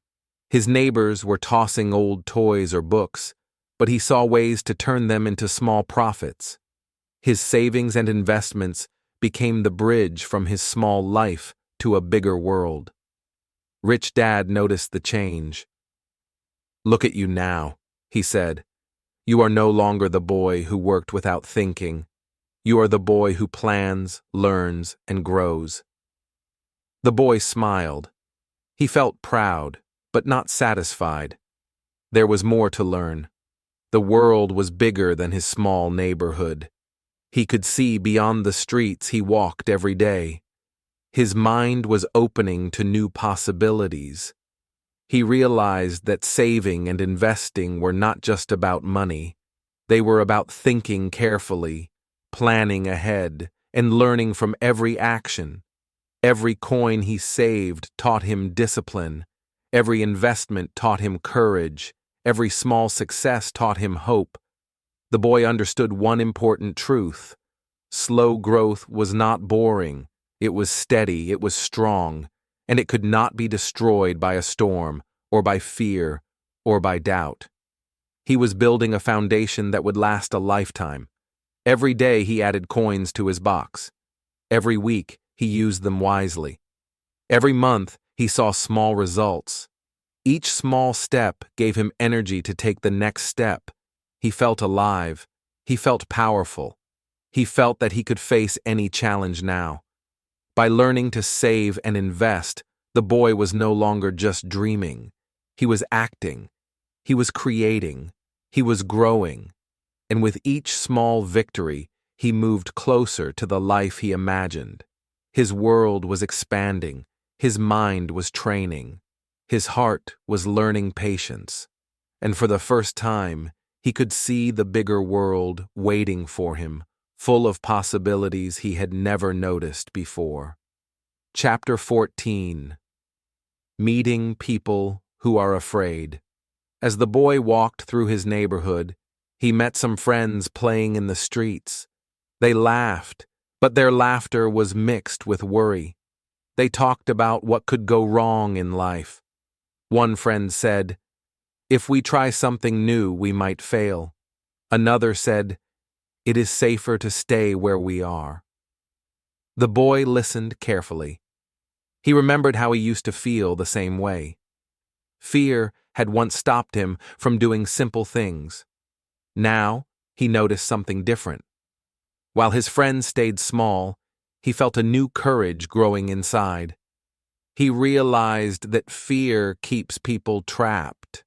He asked his friends, "Why don't you try selling something, or helping someone, or learning a new skill?" They shook their heads. "What if it doesn't work?" one said. "Better to be safe," another said. The boy smiled gently. He remembered Rich Dad's lessons. Mistakes are teachers, and fear is only a signal, not a stop sign. The boy began sharing his small stories of success. He told them how he saved a little money and invested it in books and tools. He explained how each small action created more opportunity. Slowly, he saw curiosity spark in one friend's eyes. "You really earn money with books?" asked his friend. The boy nodded. "Yes, and you can start small too. The first step is only to try." Some friends still hesitated. They were afraid of failing or being laughed at. The boy noticed the contrast clearly. Their fear made them stay where they were. His small courage, in contrast, made him move forward. This gave him confidence he had never felt before. He began taking them on small adventures. He showed them how to find old toys and books that people threw away. He showed them how he repaired the books and rented them to children. Slowly, some friends joined him. They still felt nervous, but seeing small results helped them believe in themselves. The boy learned an important lesson that day. Confidence does not come from avoiding fear. Confidence comes from acting even when fear is present. He also realized that surrounding himself with brave thinkers made him stronger. Friends who stay afraid can slow you down, but brave friends can lift you up. He started thinking about the future. If he continued to grow, he could inspire more people. He could show others that starting small, learning slowly, and taking smart risks could change life. He remembered how Rich Dad always said, "Your mind is the most valuable tool. Use it, and opportunities will appear." By the end of the week, the boy felt stronger than ever. His friends who joined him learned simple lessons too. They learned that fear is not a wall, it is a door. They learned that courage is small steps repeated every day. And the boy learned that teaching others makes your own learning stronger. He walked home feeling proud. He knew that fear existed everywhere, but he also knew he could face it. He could choose growth over safety. He could act even when others were frozen by worry. Each small action now felt like a victory over the old boy who once thought he had nothing. The boy understood one truth clearly: the world is full of people afraid to try. But even in a fearful world, a single brave action can create hope. He felt ready to continue his journey, stronger and more confident than before. The next challenge awaited him, and he knew he could face it with courage, knowledge, and patience. Chapter 15. Expanding his small business. The boy decided to make his book rental bigger. He no longer sold only a few books to friends. He set up a small stand in the street where many children passed by. He put colorful signs and arranged the books neatly. Children were curious, and soon more of them came to look. He remembered Rich Dad's lesson about noticing opportunities. "People will come if you make it easy for them," he thought. He learned simple marketing skills. He made small posters and told friends to invite others. The boy smiled when he saw new children laughing and choosing books. The stand became lively and busy. Every day he watched how children chose books. He asked simple questions. Which story do you like? Or, do you want the next book tomorrow? He learned that listening carefully helped him sell more. Slowly, he understood that business was not only about money, it was also about helping people. His confidence grew. Each coin he earned felt like a step forward. He remembered the first book he rented and smiled. Now, he earned more than before, but he also felt responsibility. More books meant more work. He had to keep them safe and organized. This was a new challenge. The boy realized that every success brings new problems. Some books were returned late. Some children lost pages. He learned to solve problems calmly. He remembered that mistakes are teachers, not enemies. Each small mistake taught him a new way to improve. He also learned about time. He could not play as much as before. Running the stand took energy and planning, but he did not mind. He saw the bigger picture. He was building something that could grow over time. Patience became a new friend. Some people in the neighborhood were skeptical. They said, "Books? Who cares about old books?" But the boy smiled. He had learned to listen to helpful advice, not fear. He focused on children who wanted stories, who loved learning. Slowly, even the skeptics noticed his progress. The boy began keeping a simple record of his earnings and spending. He learned that numbers are friends, not scary tools. He counted coins and planned small investments. Each small step taught him more about money and responsibility. He felt proud. With his stand growing, he started thinking bigger. What if he could add more toys or games? What if he could have more helpers to reach more children? Ideas began to flow. He saw opportunities everywhere. But he also remembered Rich Dad's warning: growth without planning can create problems. As the sun set each day, the boy looked at his stand and smiled. He had come far from the first small books he bought. The stand was not perfect, but it was alive and growing. He understood one simple truth: progress comes from small, smart steps every day. Yet he knew new problems were waiting. Some children stopped coming. Some friends were busy and could not help. The boy felt a small worry in his heart. He realized that every journey has ups and downs. Challenges were part of success. The boy took a deep breath. He reminded himself of everything he had learned: courage, patience, listening, planning, and learning from mistakes. He felt ready. Problems were no longer obstacles. They were lessons in disguise. With a smile, he decided to face the next challenge with hope. The small business had grown, but his mind and heart had grown even more. He was ready for the next step, ready to learn new lessons, and ready to take his journey further. Chapter 16. The problem that almost broke him. One morning, the boy noticed something strange. Fewer children came to his stand. The colorful books were there, neat and ready, but the laughter and curiosity were gone. He felt confused. He wondered, what happened? Why is no one coming today? Day after day, the crowd became smaller. The boy felt worried. He tried calling his friends, but they were busy. He tried moving the stand to a busier street, but it did not help.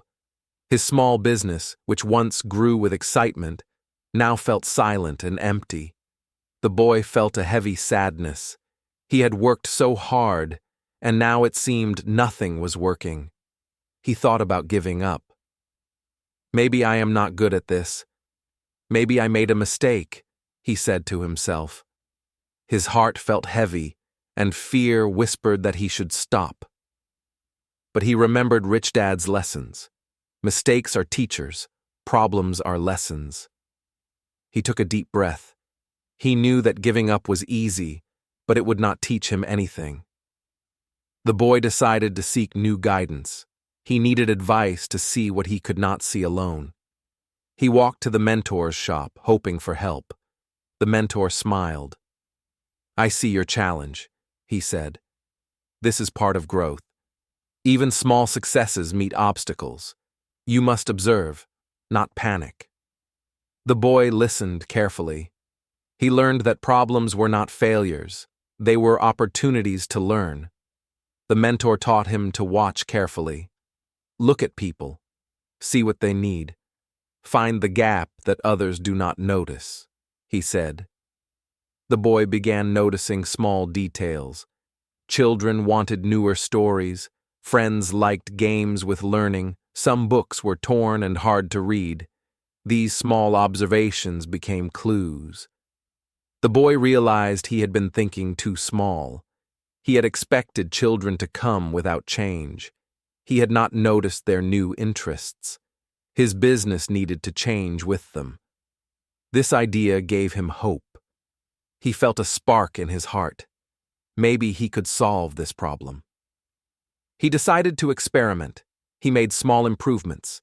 He fixed torn books. He added colorful pictures to attract children. He tried simple games that taught stories in fun ways. Slowly, children began to return.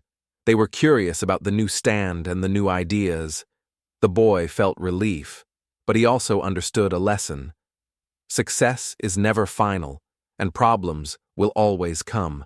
What matters is how you respond.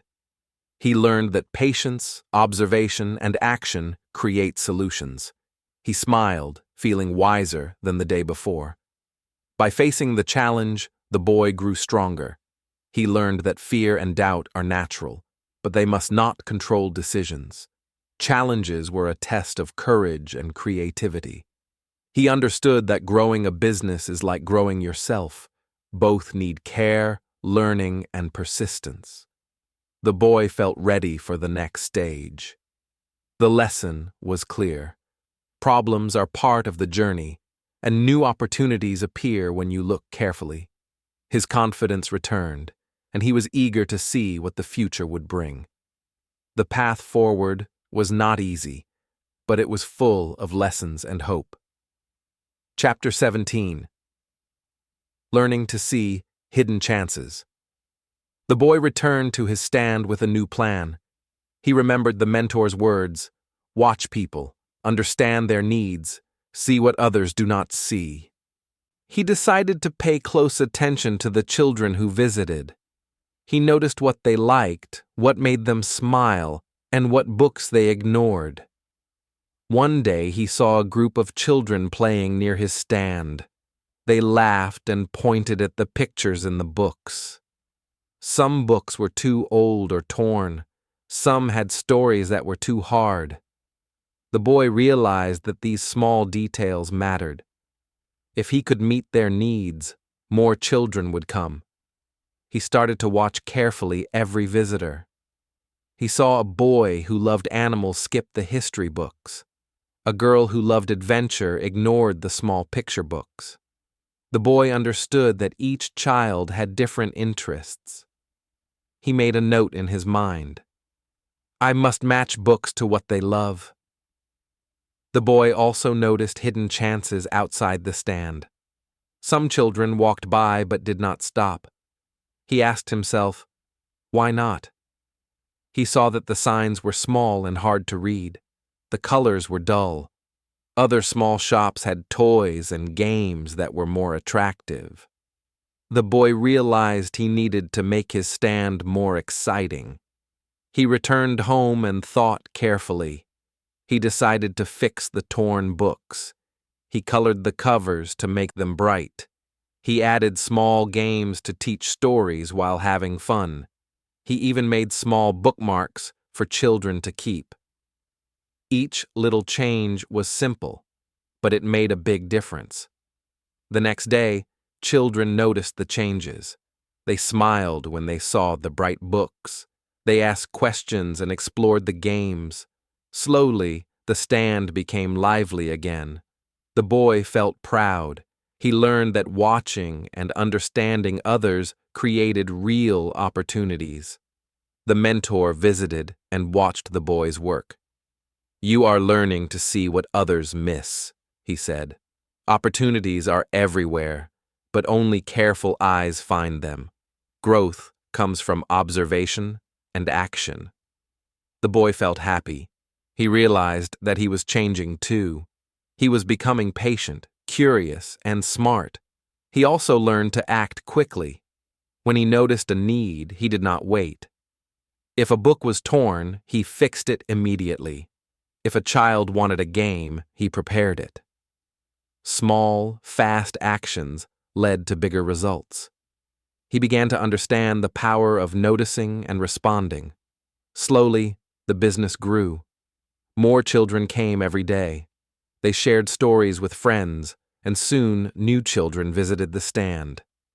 The boy understood a new lesson. Success grows when you help others and meet their needs. It was no longer only about money. It was about understanding and service. The boy felt confident. He knew that hidden chances were everywhere, on the street, in the books, in the children's smiles. He just had to look closely, listen carefully, and act. This new skill made him stronger than before. He was ready to take the next step. By learning to see hidden chances, the boy discovered that problems could turn into opportunities. Every small detail mattered. He realized that success is not luck. It is careful observation, learning, and action. He felt ready to face the next challenge and grow even more. Chapter 18. The boy's first big success. The boy woke early one morning, full of hope. He checked his small stand and counted the money he had earned.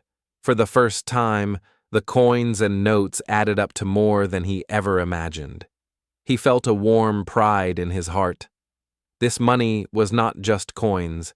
It was proof that he had grown. He thought of his family. He could now buy food and help with small needs. His parents were surprised and happy. They smiled and said, "We are proud of you." The boy felt a joy he had never felt before. He realized that his effort, patience, and learning had paid off. This success changed his mind as well. He no longer felt weak or small. He remembered the first days when he worried about money and feared failure. Now he understood that courage and knowledge mattered more than fear. Each challenge he had faced taught him a lesson, and those lessons had led to this moment. The mentor visited him that day. He smiled and said, "This is your first big success. But remember, success is not just money. It is learning, growing, and helping others." The boy nodded. He understood that money was a result of skill, observation, and action. He thought about the children who came to his stand. They smiled, laughed, and played with the books and games he had prepared. Their joy gave him happiness, too. He realized that success was not only personal, it was shared with others. Helping people created a deeper reward than money alone. The boy also reflected on mistakes he had made. The storm that destroyed his books, the first failed job, and the small errors in business, all of these had been lessons. Without mistakes, he would not have learned patience, creativity, or courage. Now, he saw mistakes as steps toward success. His dreams began to grow bigger. He imagined more children reading, more books shared, and more ideas explored. He felt excitement for the future. He knew he could achieve even more, but only if he kept learning and watching carefully. The mentor reminded him again, "Opportunities are everywhere. Those who notice them and act become successful." The boy smiled. He had learned this lesson well. He now looked at the world with new eyes, seeing potential where others saw only problems. He also learned the value of persistence. Some days were slow. Some children did not come. But he never gave up. His first big success taught him that steady effort, careful observation, and courage would always pay off. He felt confident that the future held more victories. Finally, he shared his success with his family. He bought small treats and helped solve little problems at home. The family celebrated together.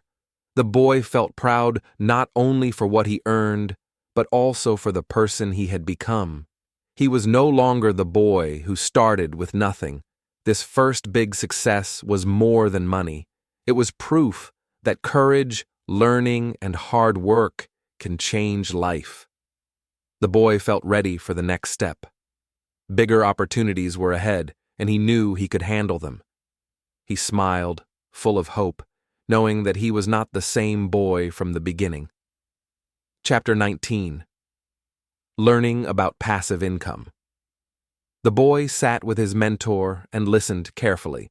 The mentor explained, "Money can work for you, even when you sleep." The boy was curious, but did not fully understand. "How can money work without you working?" he asked. The mentor smiled. "Look at your book stand. When children borrow your books, you earn money even if you are not there. That is passive income." The boy's eyes widened. He had never thought of it this way. He realized that some things can create money on their own. The mentor showed other examples. Small machines in a factory make products. You sell the products and earn money. Digital creations, simple inventions, and books all can earn while you sleep. The boy listened closely. He started imagining all the possibilities. He thought of the lessons he had learned. Observe, act, learn, and take risks. Passive income was another step in this journey. Instead of working every hour for money, he could create systems and ideas that worked for him. This gave him hope and energy. The boy started planning. He looked around his stand and saw old books, magazines, and games. He could organize them better.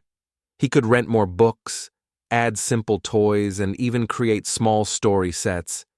Each item could bring him income, even when he rested. He remembered his first failure, the storm that destroyed his books. This time, he wanted to be smarter. He thought, "If I build many streams of passive income, one loss will not destroy me."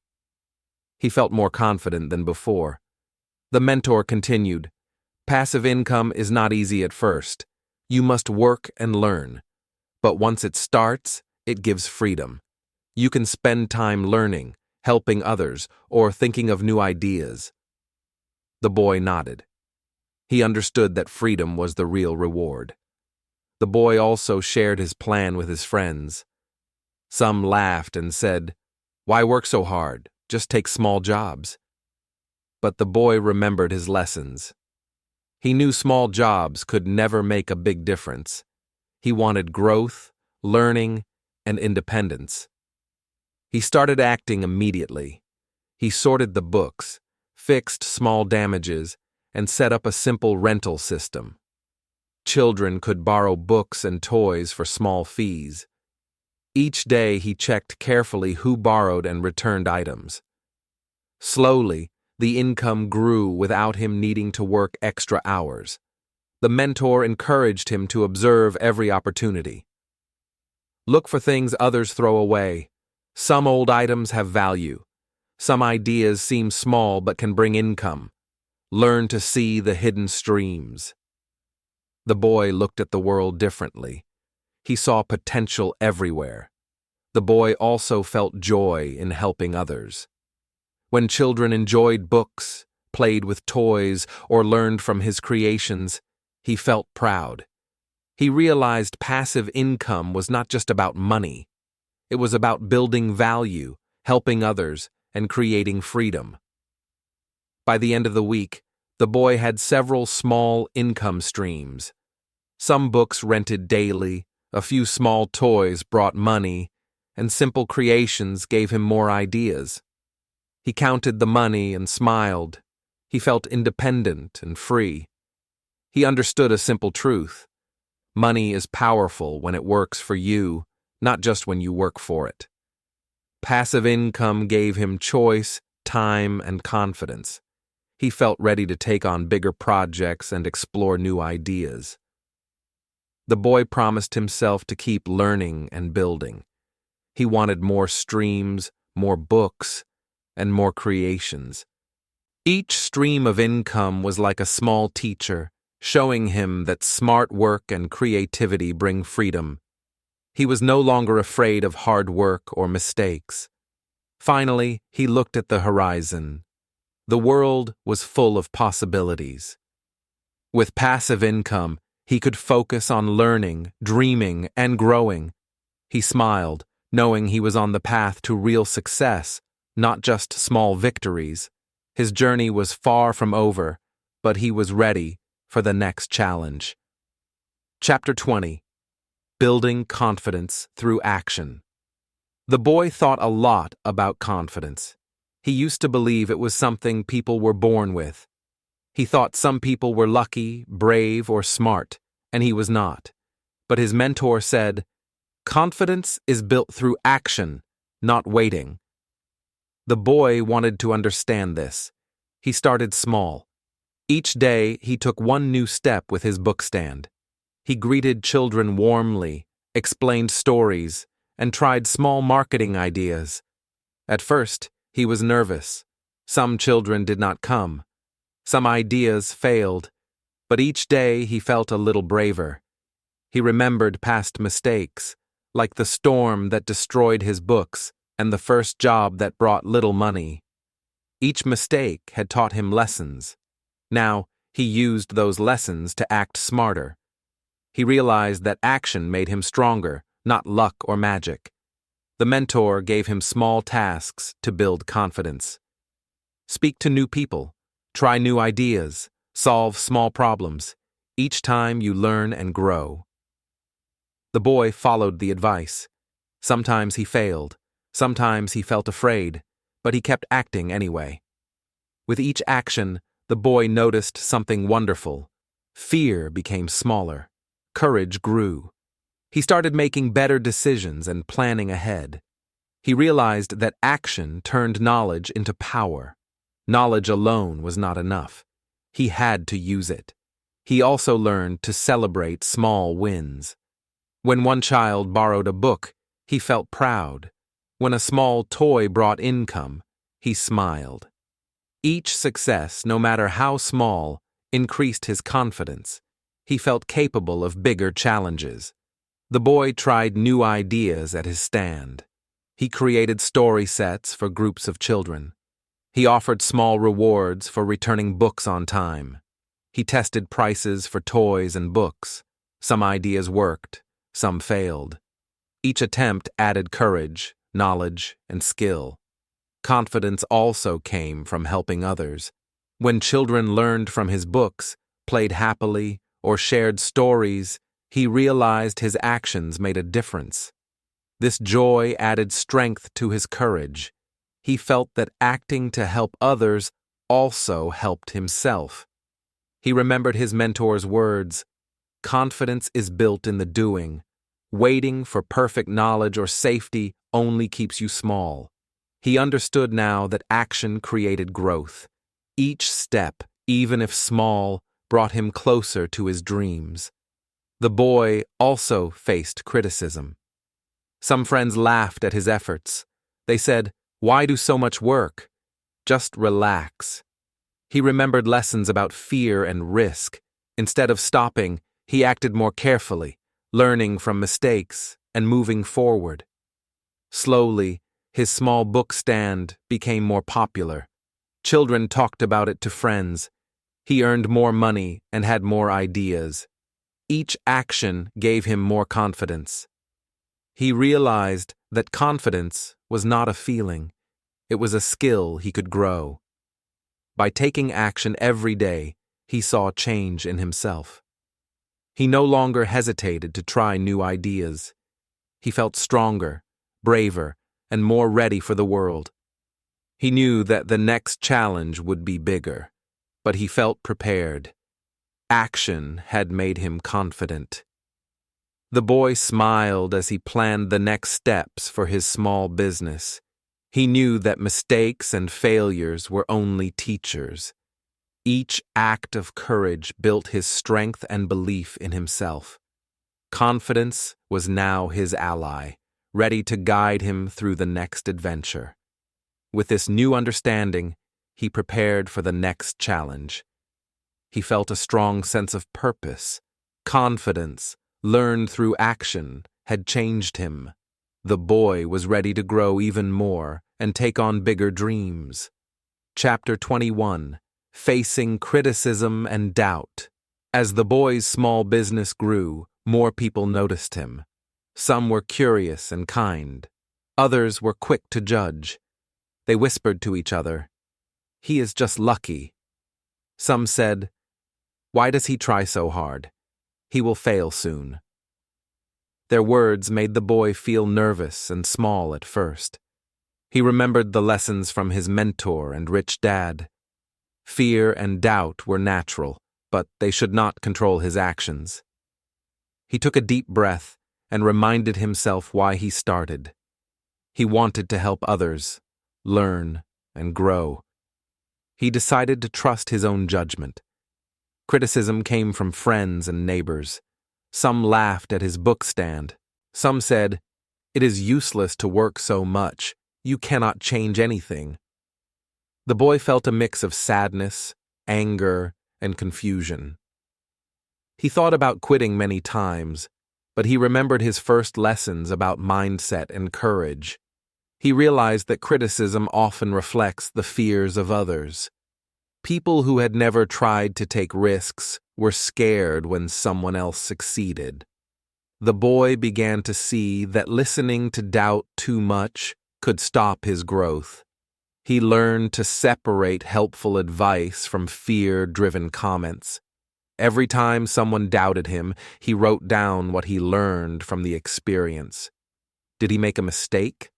Could he improve? Or was it just their fear? This way, criticism became a teacher, not an enemy. He turned hurt into learning and action. The boy also started talking to people who supported him. Their encouragement gave him strength. They reminded him of his small wins, the first books he sold, the children who enjoyed his stories, and the first coins he earned on his own. Each memory strengthened his focus and belief. He learned to stay calm when people laughed at him. He kept working on new ideas quietly. When someone said, "You cannot do this," he asked himself, "What can I do better?" He used criticism as a mirror to check his actions, not to destroy his spirit. With time, the boy noticed something amazing. The louder the critics were, the more determined he became. Their doubt became fuel for his growth. He started thinking bigger and acting bolder. Each step he took made him feel stronger inside. The boy also learned patience. Change does not happen overnight. Critics may not understand new ideas or hard work at first. He remembered the slow progress he made with his first book rentals. Small, steady action always leads to growth, even when others doubt it. This stage taught him another lesson. Belief in oneself is more important than approval from others. When he trusted his knowledge, skills, and effort, outside opinions mattered less. He felt empowered and ready for bigger challenges. By facing criticism and doubt, the boy became wiser. He understood human nature and fear. He became more confident in his choices. This mental strength prepared him for the next step in his journey, choosing growth over comfort and continuing to dream bigger. Chapter 22: Choosing Growth Over Comfort. The boy realized that staying comfortable felt safe but limited him. His small wins were good, but he wanted more. He could stay with what he knew, or he could take risks and learn new things. He decided that growth mattered more than comfort. Each day, he spent time reading, observing, and asking questions. He noticed how other children used their toys and books. He watched how adults managed their money and time. Every small detail became a lesson for him. He began to see connections that others missed. Comfort was tempting. Some days, he wanted to rest and relax like his friends. They laughed at his long hours and careful planning. But he remembered the first lessons from his mentor. Real progress comes from pushing beyond fear. He chose to act, even when it was hard. Trying new ideas was not easy. Some experiments failed. He created small stands in new areas, but not everyone bought his books. Sometimes he lost money or faced mistakes. Instead of giving up, he learned from each error. Failure became a teacher, not a threat. The boy began to see a pattern. Comfort keeps people small. Growth comes from action, curiosity, and risk. He compared himself to his friends who stayed in safe routines. They rarely earned more or learned faster. He felt proud that he had chosen the harder path. He started thinking bigger. Instead of renting a few books, he imagined a small library where children could read every day.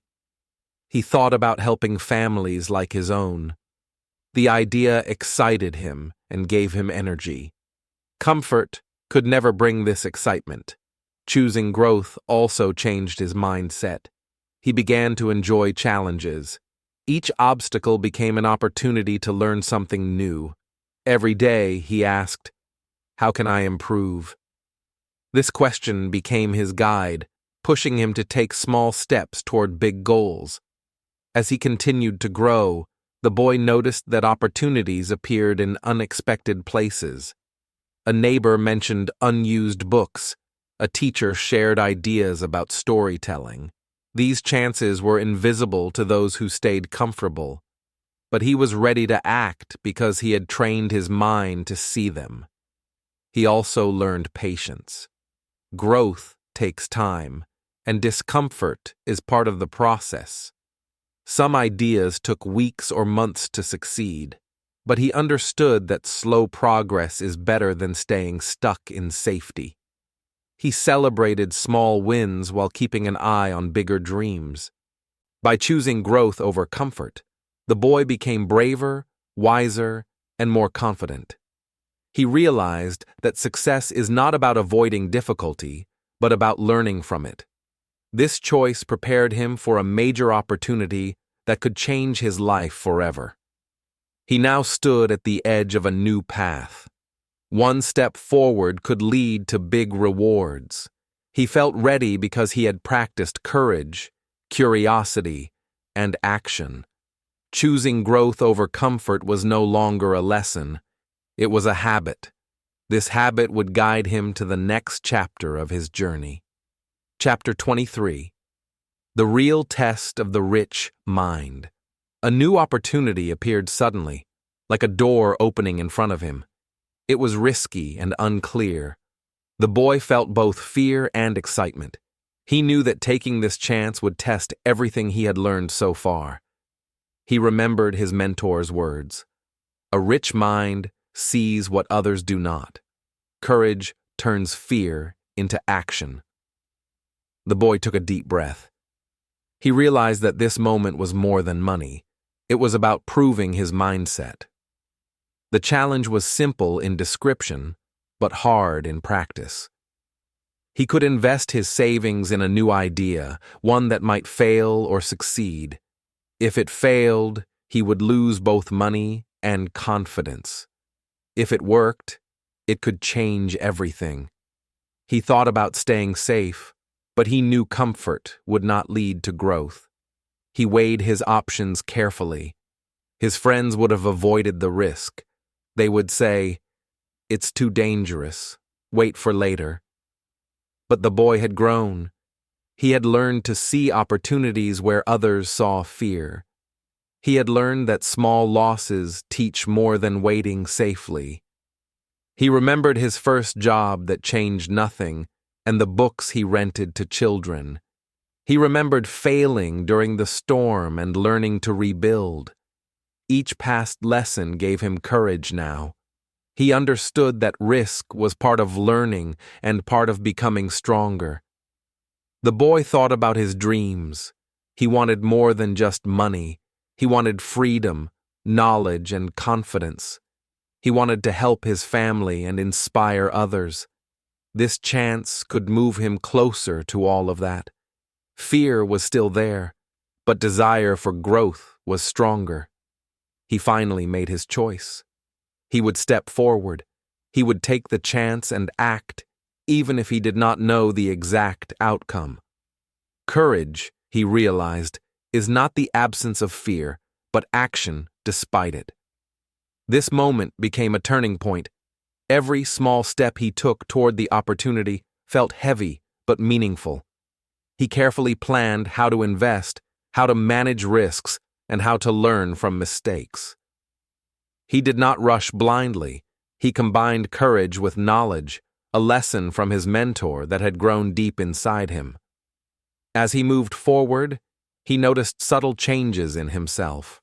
Confidence replaced hesitation. Curiosity replaced doubt. He was no longer the boy who worried about starting with nothing. He was a young person ready to create something valuable. Taking this risk taught him an important truth. The mind is the most important asset. When he thought wisely and acted boldly, opportunities became results. The test was not about luck. It was about mindset, preparation, and courage. This real test of the rich mind prepared him for the next stage of his journey. The boy now understood that real growth always involves challenges. Fear will appear, but determination, learning, and action will turn it into success. He looked forward, ready to see what his choice would create. The door had opened, and he stepped through with hope, excitement, and a strong heart. This was not just a test of money or skills. It was a test of who he had become. Chapter 24. The decision that changed everything. The boy stood in front of his small savings, feeling a mix of fear and excitement. The idea he had discovered seemed risky. It could fail completely. Yet he remembered all the lessons his mentor had taught him about courage, learning, and seeing opportunities others missed. He took a deep breath and made his choice. He would invest in the idea, even though it felt frightening. He reminded himself that growth never happens in comfort. Real change comes from action, not from waiting for the perfect moment. He carefully planned each step. He divided his money wisely, learned about possible risks, and made small preparations. He was cautious, but he did not hesitate. Every past failure had taught him patience and strategy. He knew mistakes would happen, but he also knew they were part of the journey. As he started, small results began to appear. At first, they were almost invisible. He earned little profits and faced tiny problems. But he remembered his mentor's words. Patience and persistence turned small results into big success. He felt a growing sense of hope. With each day, he learned more. He adjusted his plan, observed what worked, and avoided what did not. He felt a growing confidence as he realized that the idea was working. His courage and careful planning were starting to pay off. The boy also noticed changes in himself. He was calmer when problems appeared. He no longer panicked when things went wrong. Instead, he analyzed, learned, and acted. He realized that this decision was teaching him more than money. It was teaching him wisdom. His small victories gave him energy to dream bigger. He began thinking of ways to improve his business and help more people. The fear that once held him back was now a tool, guiding him to make better choices. He understood that risk and learning always go together. Slowly, the results became visible to others. Friends and family began to notice the changes. They saw the boy, who once feared starting with nothing, now taking bold actions and creating results. This recognition did not make him arrogant. It made him more motivated. He remembered every moment of struggle, working for free, losing his books, and learning to save. All those experiences were the foundation for his current success. Each challenge had prepared him for this critical decision. This decision changed everything. The boy was no longer just reacting to life. He was creating it. He realized that the most important step in life is deciding to act with courage, knowledge, and persistence. The results may come slowly, but they always come if you keep learning and trying. By the end of this stage, he felt a deep sense of pride, not because of the money he earned, but because he had trusted himself. He had applied everything he had learned. This moment showed him that the right decision, combined with courage and preparation, can truly change the path of life. The boy now looked forward with excitement. He knew that bigger challenges and opportunities awaited him. His journey was not over. It had only reached a turning point. The results of his brave choice would continue to grow. This decision also prepared him for seeing the world with new eyes. He understood that success is not just about money. It is about growth, mindset, and the courage to take action. The boy was ready for the next chapter of his life. Chapter 25, Seeing the World with New Eyes. The boy looked around and noticed things he had never seen before. Small opportunities, hidden chances, and ideas for growth were everywhere. Before, he had focused only on money, thinking it was the answer to every problem. Now, he understood that money is just a tool, not the goal.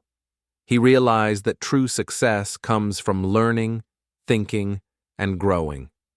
Each decision, each lesson, and each mistake had shaped him. He could see patterns where others saw confusion. He could notice needs where others saw nothing. His mind had changed, and that was more valuable than any coin. The boy also saw how people reacted to life. Some stayed stuck in fear, others avoided learning. He understood that growth was a choice, not luck. By choosing to learn, act, and see clearly, he had already become different from the crowd. He walked through the streets of his town with new eyes. A broken cart could be repaired and used to earn money. Old toys could be cleaned and sold. A simple idea could become a small business.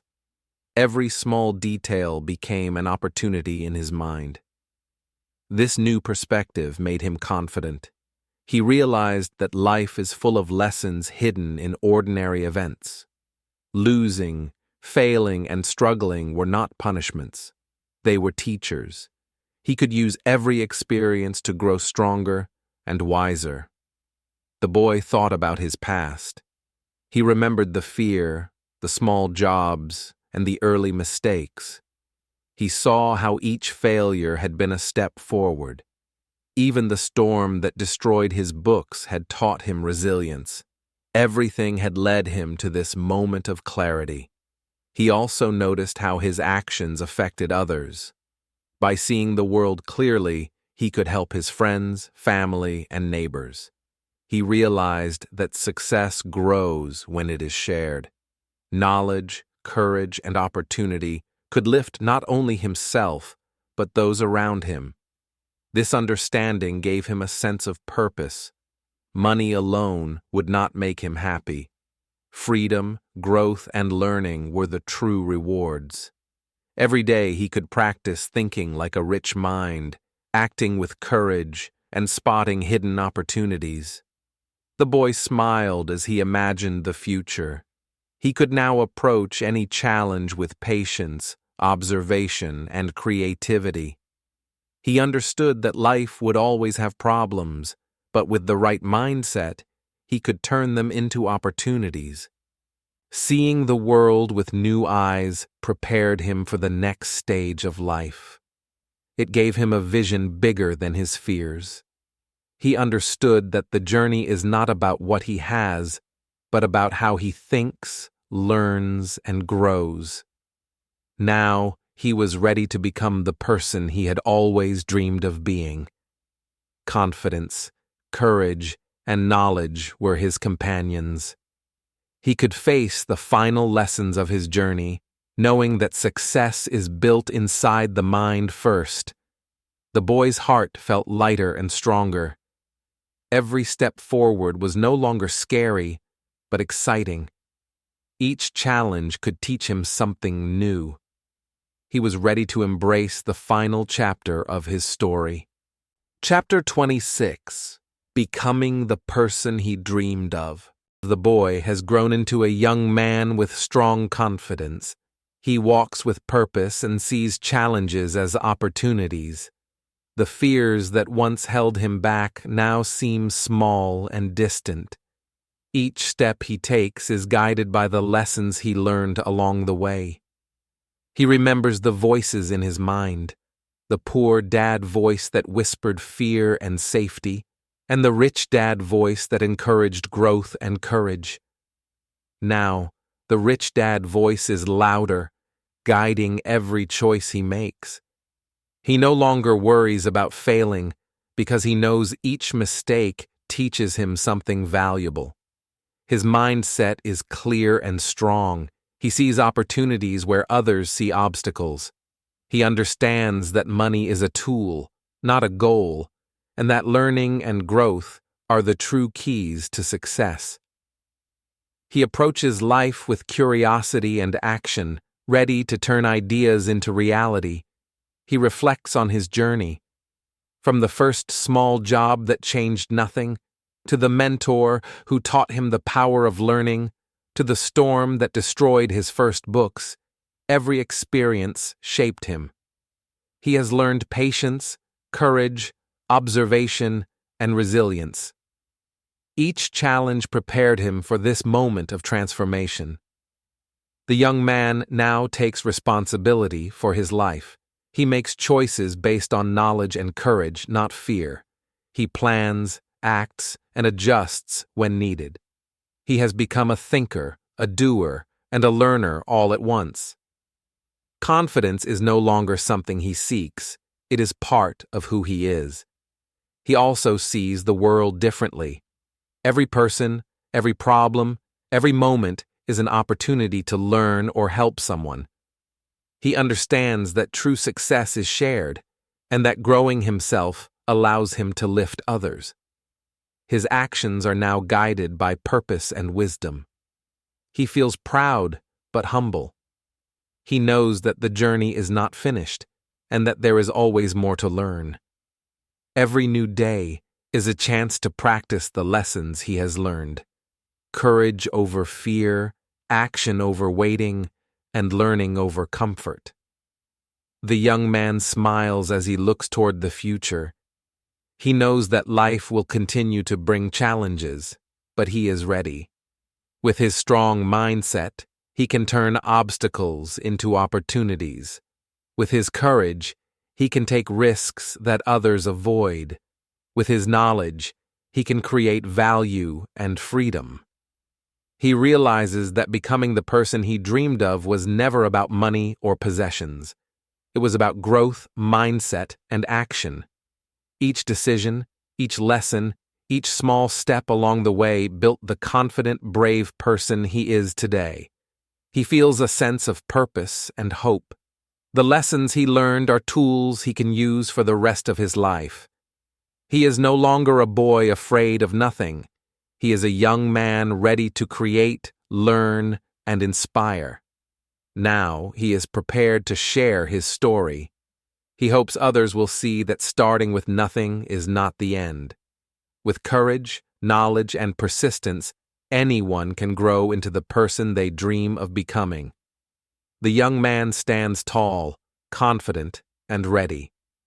He has transformed fear into action, mistakes into learning, and challenges into opportunities.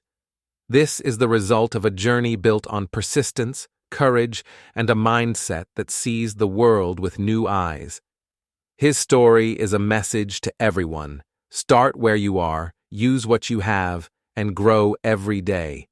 Dream, learn, act, and never stop believing in your ability to become who you are meant to be. The boy's journey is now complete, but his story leaves a message for everyone watching. He began with nothing, feeling small, weak, and lost. Every step he took was filled with doubt, fear, and struggle. Yet through courage, learning, and persistence, he transformed himself into a confident young man. He learned that success is not about money alone. It is about mindset, knowledge, and action. Each mistake became a teacher, each challenge became an opportunity, and each small victory built his confidence. What once seemed impossible became real because he kept moving forward. This story shows that anyone can start with nothing and still achieve growth and freedom. Life will always bring obstacles, but fear and hesitation only make them larger. Courage, patience, and learning make obstacles smaller and manageable. The boy's journey proves that growth is possible for everyone, at any age or stage. Knowledge is more powerful than money. The boy discovered that understanding money, people, and opportunities was the key to real success. Learning became his tool, and curiosity became his guide. By focusing on learning and taking small, consistent actions, he began to create change in his life. Courage is the engine of transformation. The boy faced fear many times, from losing his first earnings to risking new ideas. At each moment, he chose action over comfort. By facing fear, he gained strength. Courage allowed him to grow mentally, emotionally, and financially. Persistence made him unstoppable. There were times when he wanted to give up, when storms destroyed his work, or when others doubted him. But he kept learning, adjusting, and acting. Step by step, he created results. Every small effort added up to a bigger transformation. The boy's journey teaches a universal lesson. Your start does not define your finish. Even with little money, little knowledge, or little support, change is possible. What matters is mindset, courage, and continuous action. By focusing on these, anyone can rise above their circumstances. English learners can take a special lesson from this story. Just like the boy, they can start small, make mistakes, learn from them, and grow. Each word learned, each sentence practiced, each story listened to builds skill and confidence. Learning English becomes not just a language goal, but a path to personal growth. The story also reminds viewers that growth is a journey, not a race. Success does not come instantly. Small, steady actions accumulate into meaningful results. Patience, learning, and reflection turn challenges into stepping stones. The boy's journey is proof that consistent effort leads to transformation. Finally, the boy's story is a message of hope. Anyone watching can see that their circumstances do not limit them. Knowledge, courage, and action can create a new future. Every mistake can teach, every fear can be overcome, and every day offers a chance to grow. This story inspires viewers to believe in themselves. It encourages taking steps, however small, toward their dreams. It reminds them that learning, whether about money, life, or English, is always powerful. Anyone can start with nothing and still rise to greatness. Keep learning, keep trying, keep growing.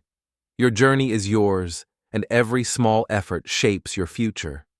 Just like the boy, you can transform fear into action, obstacles into opportunities, and dreams into reality.